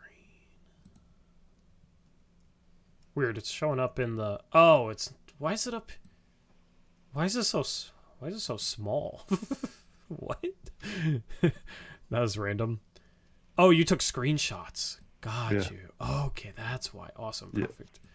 I was wondering why it was so much smaller. Like I had time to go through. So I only made it through the first quarter because there were so many examples. But I just wanted to go through like a bunch of times we trapped and see what happened. Yep. Like either why it worked or why we gave up an open shot. And so here we go. Okay, cool. We got Nurk and Hart on trapping Luka. Yeah, so this first play, so the main thing we need to focus on here, if we want to learn about like why it's effective or why it's not, is so we have 4 players for the Mavericks and 3 defenders for the Blazers, other than the trap on Luka, right? So in this situation, we need to try and figure out what the spacing should be. In my opinion, Dame should be denying Bullock, Grant should be denying Powell, and Simon should be denying Hardaway up top. And that does leave that cross-court corner pass. But if you have Nurkic there, if he has, I mean, Hart and Nurkic are in pretty good position here. If they have their hands up a little higher, that's going to have to be a lob pass without much tempo to it all the way to the far corner if Luka can even see that and get it there. I mean, like, he's incredible at those kind of passes, so he probably can. But if I don't like where Simons is on this. I think he should just be up denying that pass to Hardaway and make Luka make an incredible pass across the court. And I think Grant can get there in time if he does. And then Nurk can recover back to Powell, or Dame can cover Powell, and then Dame Hart can go tag to him, the corner. Nurk can recover down. Yeah. So I want Ant to be up denying this pass to Tim Hardaway, and instead they pass it right to Tim Hardaway, and he gets an open 3 and cashes it right here. Or no, I think he misses this one. But you're just showing floor setup, so yeah, I'm just showing the setup. Later on, I do get into the next part of it, but and this is the type of nuance that they'll learn from running this type of defense more and practicing it more. You got to have this stuff down by playoffs. And if it's not Luka or Jokic, double teaming someone in this position and denying the three closest passers will more often than not, in my opinion, result in a turnover because unless you're an elite passer like Luka and Jokic, they're not making that cross-court pass. So you pretty much will have nowhere for that passer to go. So I like this trap here. It was in a really good position. I just don't like how the other defenders are spaced. Yeah, and offensively, the most optimal way to beat this would be to hit that big man and then that guy in the corner to cut baseline, and then you still have that shooter up top. That's tough to defend. So you always want to try and take away that pass to that big guy in the center because that's how you beat a trap. You get the ball to the center of the floor, and then it's a 4-on-3. Yeah, more on that to come. But like Damani says, coach can correct this, though, which is absolutely correct. That's why I like that they now have this all in footage. So I don't know if they'll watch it before tomorrow, but they can maybe hope if Luka doesn't play, it doesn't matter. But if Luka does play and we do see some traps like this, maybe we can see maybe a little bit of growth, and better positioning on some of these. So that's what I want to see from tonight to tomorrow night if Luka plays. Absolutely. All right, next play. The next play is a trap up top, and so it's just a different spot on the floor. But we have we leave Reggie Bullock wide open here, and he's going to take this shot and hit it. But I kind of want Grant to be on Bullock, not the corner guy here too, because Luka's just going to throw this behind the back pass to Bullock. Actually, I think on this one, he swings it to the corner to Dinwiddie for a three. Yeah, they did that a couple times. But if Nurkic is denying Powell here and Grant's up denying Bullock, Luka's going to have to throw over the top of one of them to the corners, and whoever that corner guy is, I think it's still Anthony, can kind of just run to whatever side Luka throws it to, whatever corner. So I just, once again, I'd like Jeremy up denying that first pass away from the double team versus standing in the corner where he can't really affect the play, and it kind of ruins the trap by just leaving a guy wide open one pass away. Yeah, so both of those is just not rotating hard enough to the guy that's one pass away. Mm-hmm. All right, next play. All right, next play we got is so we have another double team here. We have this time it's Eubanks and Sharp involved in the double team. And so right off the bat, I feel like Eubanks should be one step closer to Luka if you're going to trap. And with his long arms, I feel like that makes it a little tougher. Yeah, he should also be taller instead of... Yeah. Yeah. Yeah, get up in your stance a little more. Yeah. But once again, Dame needs to be more playing the passing lane here on Dinwiddie. I feel like Hart should be not necessarily fronting, but right with McGee denying that pass. And then Grant can deny the pass to Bullock.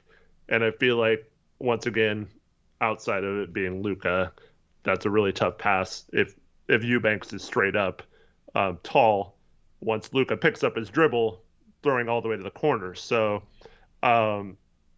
just once again, I feel like this is bad spacing or bad recognition, that if a player gets trapped and you're not denying passing angles, I just feel like that's a little too easy to beat the trap. Yeah, it seems like their mindset was like, okay, we're going to trap Luka, get the ball out of his hands, and then go from there, where it should have been, we're going to trap Luka and then try and take away his options out of the trap. Right. And in fairness, they did have a lot of plays where I feel like they just were gonna say, "Hey, Bullock, we'll leave you open," and he had a career night, but like he hadn't shot the ball well this year, so I feel like a lot of that was by design to leave him open. And that's actually Jabari on Parsons, and I do have a second part to this. So Jabari on Parsons? On Bullock, sorry. You thinking of Chandler Parsons again? No, I don't know why I said Parsons. Maybe it's 25 in a blue jersey. Yeah, Parsons used to be 25 on Dallas, right? Yeah. So that was just like a brain fart, man. Whoa. But anyways, so as you go to this next slide, so this is they pass into McGee, and then McGee kicks it out to Bullock immediately. Yeah. And you can see we had 4 people run into the paint after McGee, and so that's another thing that can't happen. You can't you just got to leave like Eubanks and Hart. Like Hart has to stay with McGee obviously and not let him get a dunk, but and then Eubanks can recover, but other than that no one else should be. We shouldn't have 4 people run to the ball on McGee in the paint. So this is basically what it is. If Luka skips to the corner here, like to the right side corner, Josh rotates out to him and Eubanks rotates back to the center. Exactly. But if Doncic hits McGee in the middle of the paint, Hart has to guard him, because otherwise if Hart doesn't guard him, it's a dunk. So the rotations are different depending on where the ball goes. Yep. And that's what can get complicated for some players. So when the ball goes to McGee, it should be Eubanks probably rotating out to the corner. Mm-hmm. And Jabari shouldn't have left Bullock, so that's one of his mistakes tonight. But then both him and Eubanks both go to the corner, and that shouldn't. If Jabari just stays home, Dame doesn't help down so much, and then Eubanks runs all the way to the corner. He probably contests that 3 if McGee even sees the corner open, and we probably defend it well. But instead, 4 people run into the wrong spot, and Hart's not in the wrong spot, but the other 3 run into the wrong spot, and we give up an open 3. Yeah, and the simplest way you can do it here is those bottom 2 guys, because Hart's basically splitting them. Hart has first pass, Eubanks has second pass. Eubanks trapped off of McGee. He was the guy guarding the screener who rolls. He was the trap guy, right? So it's simple as the bottom middle guy, that's Hart here, takes first pass, and then Eubanks takes the other guy. The trap guy takes the other guy, rotates out. So that's how you can assign it so that it makes sense. If it goes corner, Hart's guy, first pass. If it goes middle to the center, Hart's guy. He has to guard that middle, even though it's not as good of a matchup as if he could get out to the corner and Eubanks could get back to the middle. So that's how you simplify it for guys, is certain guys get first pass, and then the trap guy filters out to the other guy, whichever guy doesn't get the ball. And then by the time another pass is made, that trap guy can be back there in time, and then you're fine. Mm-hmm. So. Yep. This is an educational segment, chat. We're educating you. Just wait till later when I figure out I can draw on these. Yeah. Next year, that'll be a goal. No, it's later coming up. How can you draw on my screen? No, I did. I used the snipping tool, and then I accidentally figured out that I can draw like arrows and pictures and stuff on the snipping tool before I save it. So yeah. Interesting. So that's coming up. But okay, I thought you meant live. I thought that would be cool. But yeah, no, that would be cool too. I'm interested to see these diagrams. I mean, it's nothing fancy. It's just like, yeah. But it's lines on a picture. It's cool. Yeah. All right. So next play.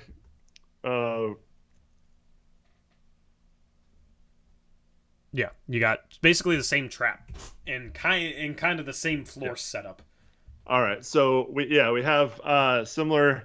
Once again, I think Eubanks should be even with Hart here on the trap, so he's a step behind, especially with like a bigger player like Luka. I think you have to get up into him once he picks up his dribble. And I think that's Tim Hardaway. So Dame is caught here behind McGee. Jabari's in a good position. Like I said, I kind of want him to deny this pass, so maybe have his hips the other way where he can reach out his right hand and just get in the passing lane if Luka decides to pass to Bullock there. But Sharp Sharp should be tagging or being in the middle of the paint to tag McGee, not Dame here, because Dame is one pass away from the shooter on the other side. And so Dame should be up guarding Hardaway here and not allowing this 3-point shot. The help comes from the side with more offensive players. Yeah. Yep. So this is so Dame's out of position and he's turned the wrong way. Sharp needs to come up and stop the middle there. But I feel like everything else is good on this play so far. But as we go to the next slide, we see that Dame just gets there late and Tim Hardaway hits an open 3 because he just sagged too far off him. And if you're going to trap, I just feel like that's way too easy. Just one pass away, 3-point shot. I don't like that. I think you need to be a little more aggressive on the 2 players up top there. Yeah. And traps in the middle of the floor are a little bit harder because Luka is closer to both sides and shooters on both sides of the floor. Because if you trap them on the sideline, like the guys on the other side of the floor are further away, so ball's going to be in the air longer. It's going to give you more time to rotate. But you can trap in the middle of the floor. You just got to be able to rotate properly quickly. You don't have as much leeway or margin for error. Yeah, absolutely. So, all right, next play. This one looks like the best yet. Maybe. Yeah. We will see. Why is there no? While you figure whatever out is going on, shout out Hail Blazers with the $5 dono. Says, killing it with the defensive breakdowns. Nobody does it like you guys. And then $3 signs. Thank you, Hail Blazers, for the $5 dono. I'm glad you enjoy it. Do you have a part 2 to this? It's saying I can't add it because it's already there, but I don't see it there. A part 2? Yeah. To the last one? Okay. All right. Yeah. All right. So this one, yeah. Okay. Good. So good trap here, and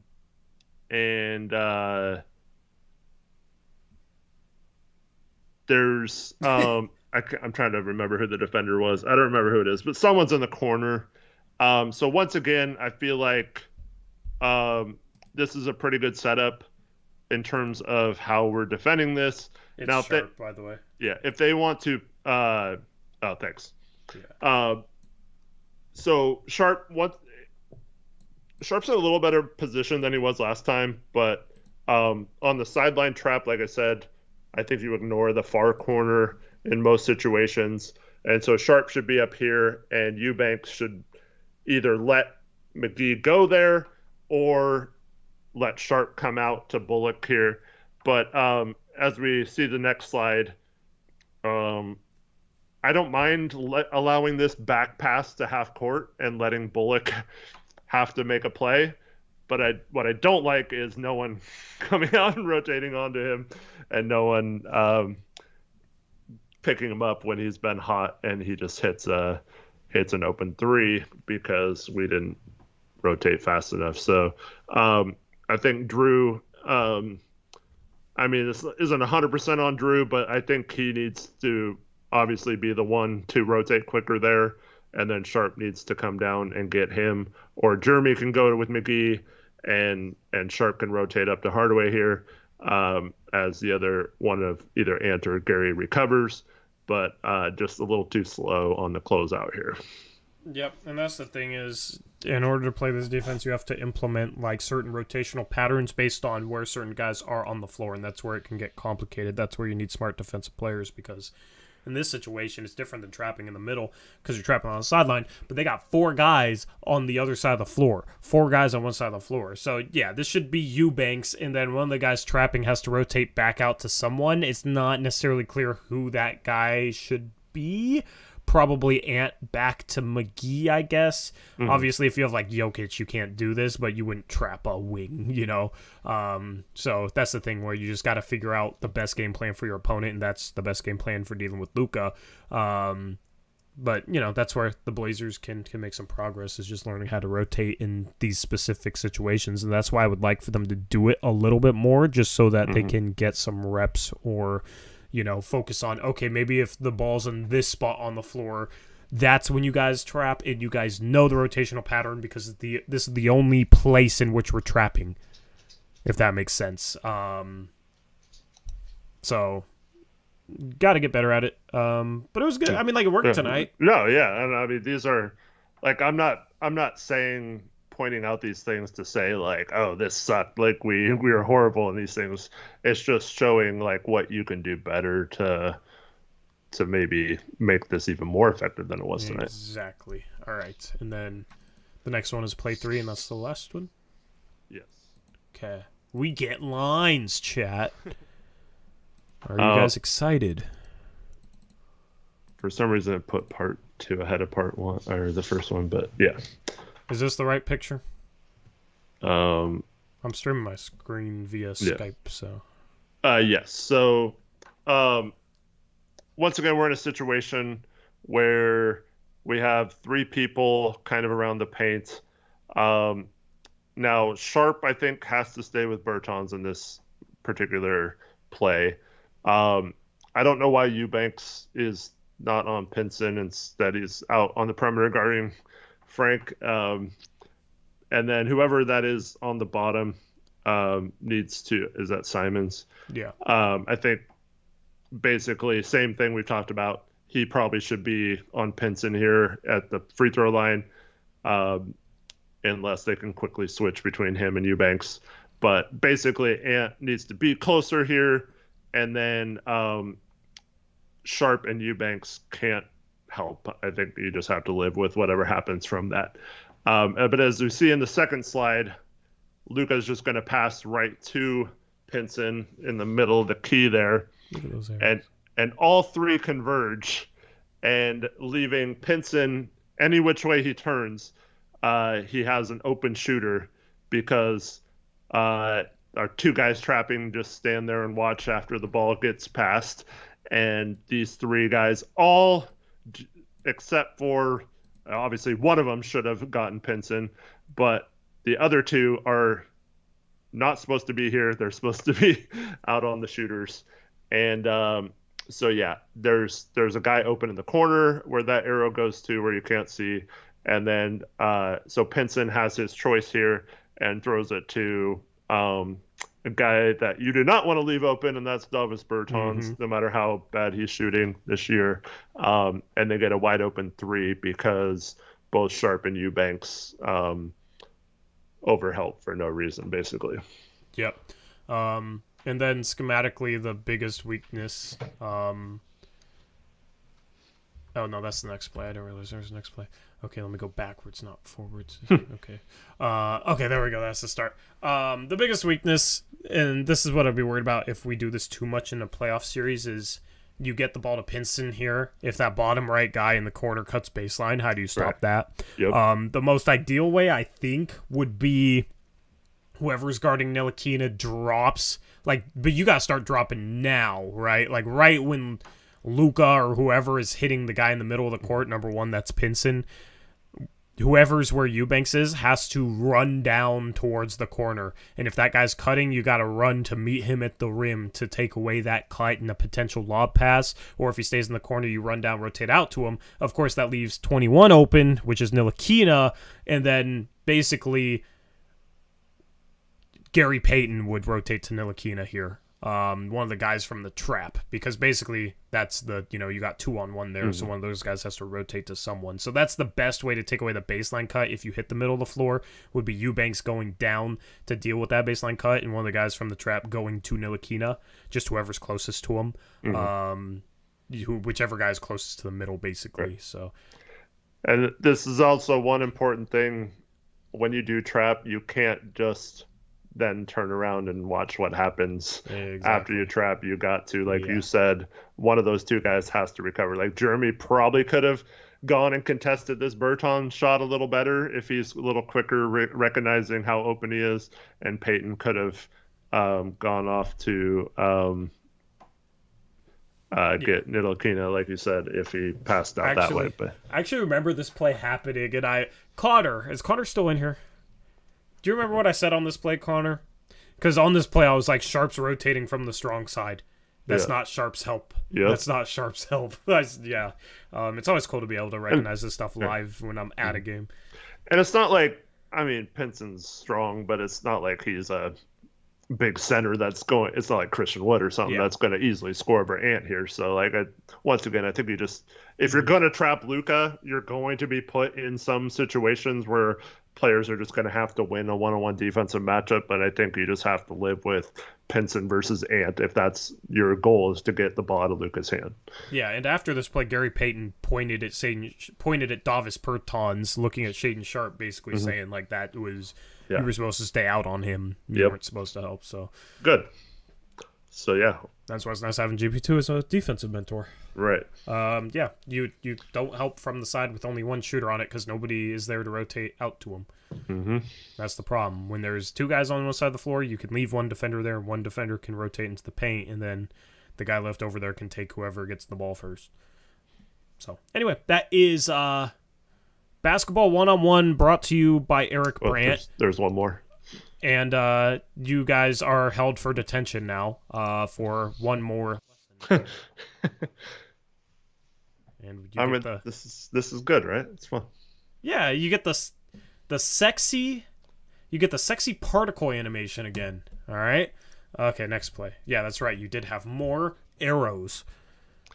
All right, so this one is going to be one where they once again trap in the corner, or on the side, I should say, and pretty good trap. And Luka throws this little behind the back pass, which he did several times, to Theo Pinson. So Pinson's going to grab the ball here, but this, once again, I mean, if he's going to throw it back to Pinson that far away, I feel like we should be able to recover back in time, no matter what the circumstances. So I feel like, unlike some of the other plays, I'm fine with them doing this pass. And so Ant recognizes it, and then the second slide is going to come over and get Pinson like he should. Yeah. I mean, in the most idealistic world, you got Payton busting his ass to get back to the ball there. But without him doing it, good rotation. Mm-hmm. And so this play, this is one of the plays I have the thing on. So Sharp, once again, I feel like you just got to pick your poison. And I'm always going to say, if you're stuck between two guys, who should you guard? It should be who's ever closest to the ball or the easiest pass from the ball. So if Sharp's out denying this, once again, it could happen, like you said, where that guy cuts from the corner and you're screwed. But that's just something you're going to have to live with when you trap with your two best defenders on the perimeter or with a good player. And Eubanks can sag down, and hopefully Grant can get back to that corner to Bertans if he passes out there. So Eubanks can kind of be the rim protector here. So I feel like it's still set up pretty well, even though they should have an advantage. But if Sharp just gets out a little more and is closer to Ntilikina, maybe he doesn't get the pass, or maybe he can deflect this corner pass or kind of overplay him and force him back to the left versus an easy pass to the corner. And let me put an X up here because I want to showcase something real quick, and I don't know how to do it without a giant X. So let's make this X red, and let's save it, and then I'm gonna plug it in.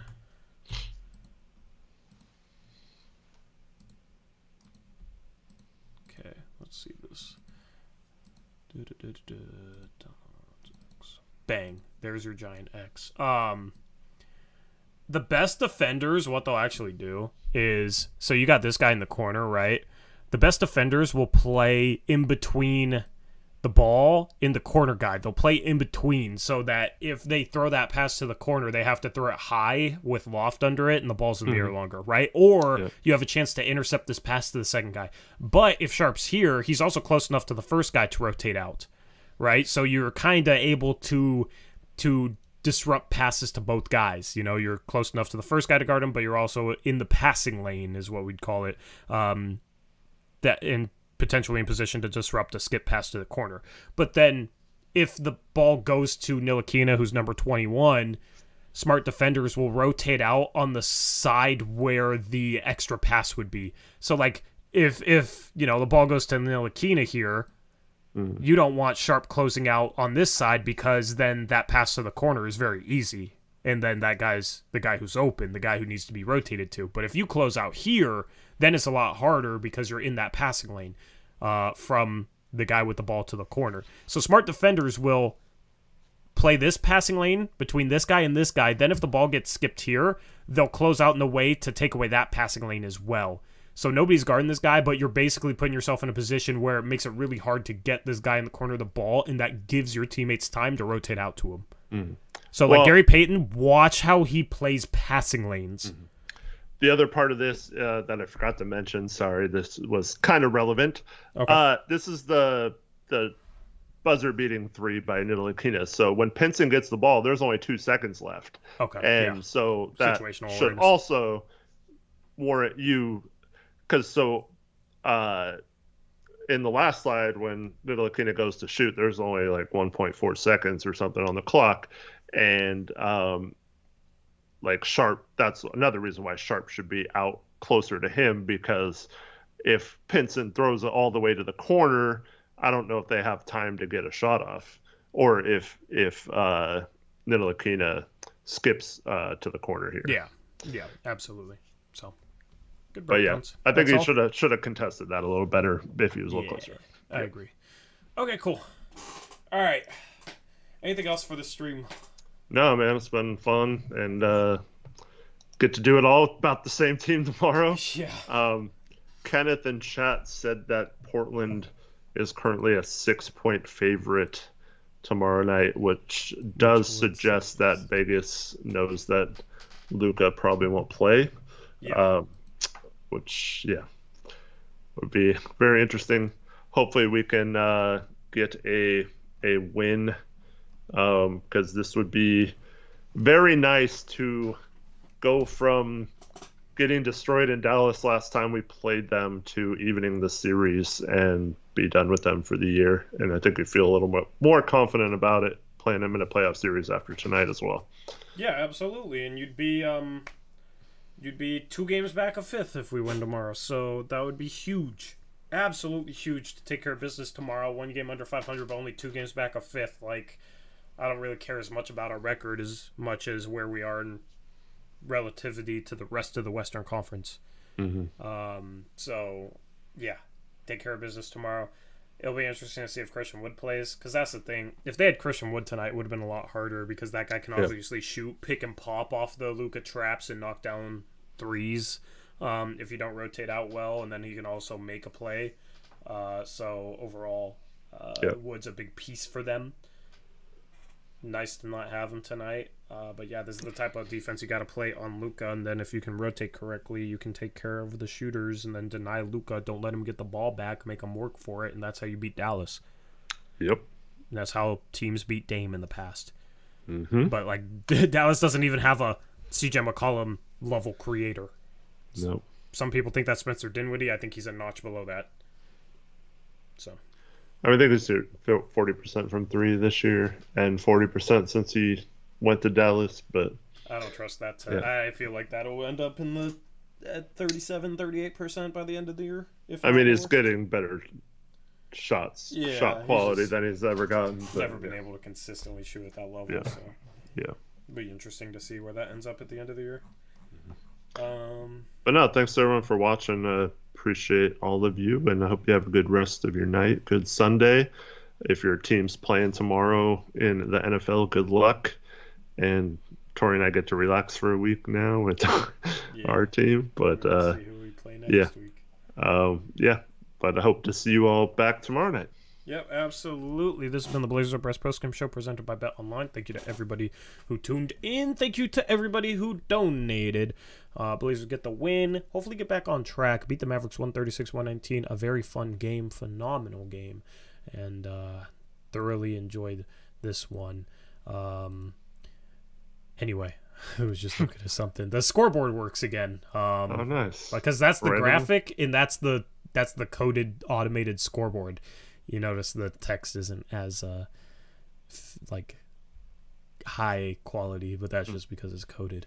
Anyway, I don't know. I just got distracted by that. Taylor says I know you guys were sweating a bit in the first half, by the way. There's a little bit. Yeah, you don't want to be down to Seattle at halftime. Come on. Yeah, the stupid penalty and giving them the lead back before half. Yeah, that made wasn't me good. so mad. At 3 points. Yeah, I was. But they very quickly put that to bed. Because Brock Purdy is the freaking truth, man. I love that. I love that dude. It's just crazy. It's just that storyline's so much fun, man. Yep. Because it was Trey Lance versus Jimmy G arguments constantly, and who knew the answer was going to be neither of those guys. So, and it wasn't like we were going to trade for anyone. Who knew the answer was going to be the third string guy? Because that dude has been the truth. So, yeah, I need myself my first championship ever. I think that might change me fundamentally as a human being, because I need that experience in my life. And then, I'll be even more chill in regards to the Blazers, because I'll at least get that off my back. So, great. Now people are going to root against them because they want me to be angry, and they want me to get mad and rant. Dro, try making sense, man. Why would his football team affect what baseball team he roots for? Yeah. What? I'm a Niners fan because my dad was. My dad wasn't a Giants fan. He was a Yankees fan. I didn't take after the Yankees from him. I took after the Niners, though, because we didn't watch baseball, but we did watch football. And if you live in Portland or Vancouver, you're not obligated to root for Seattle teams. They're 3-4 hours away. Exactly. So, yeah. Anyway. Hope you guys have a good rest of your morning if you're anywhere in the U.S. other than Hawaii or Alaska. Anyway, yeah. Anything else for this disjointed outro? Thank you. You've already said your bit. Anyway, good old 5-minute timeout to Dro for saying screw the Niners. And we are out of here. This has been Blazers Uprise post-game show presented by Bet Online. Until next time, as always, peace out. Go Blazers.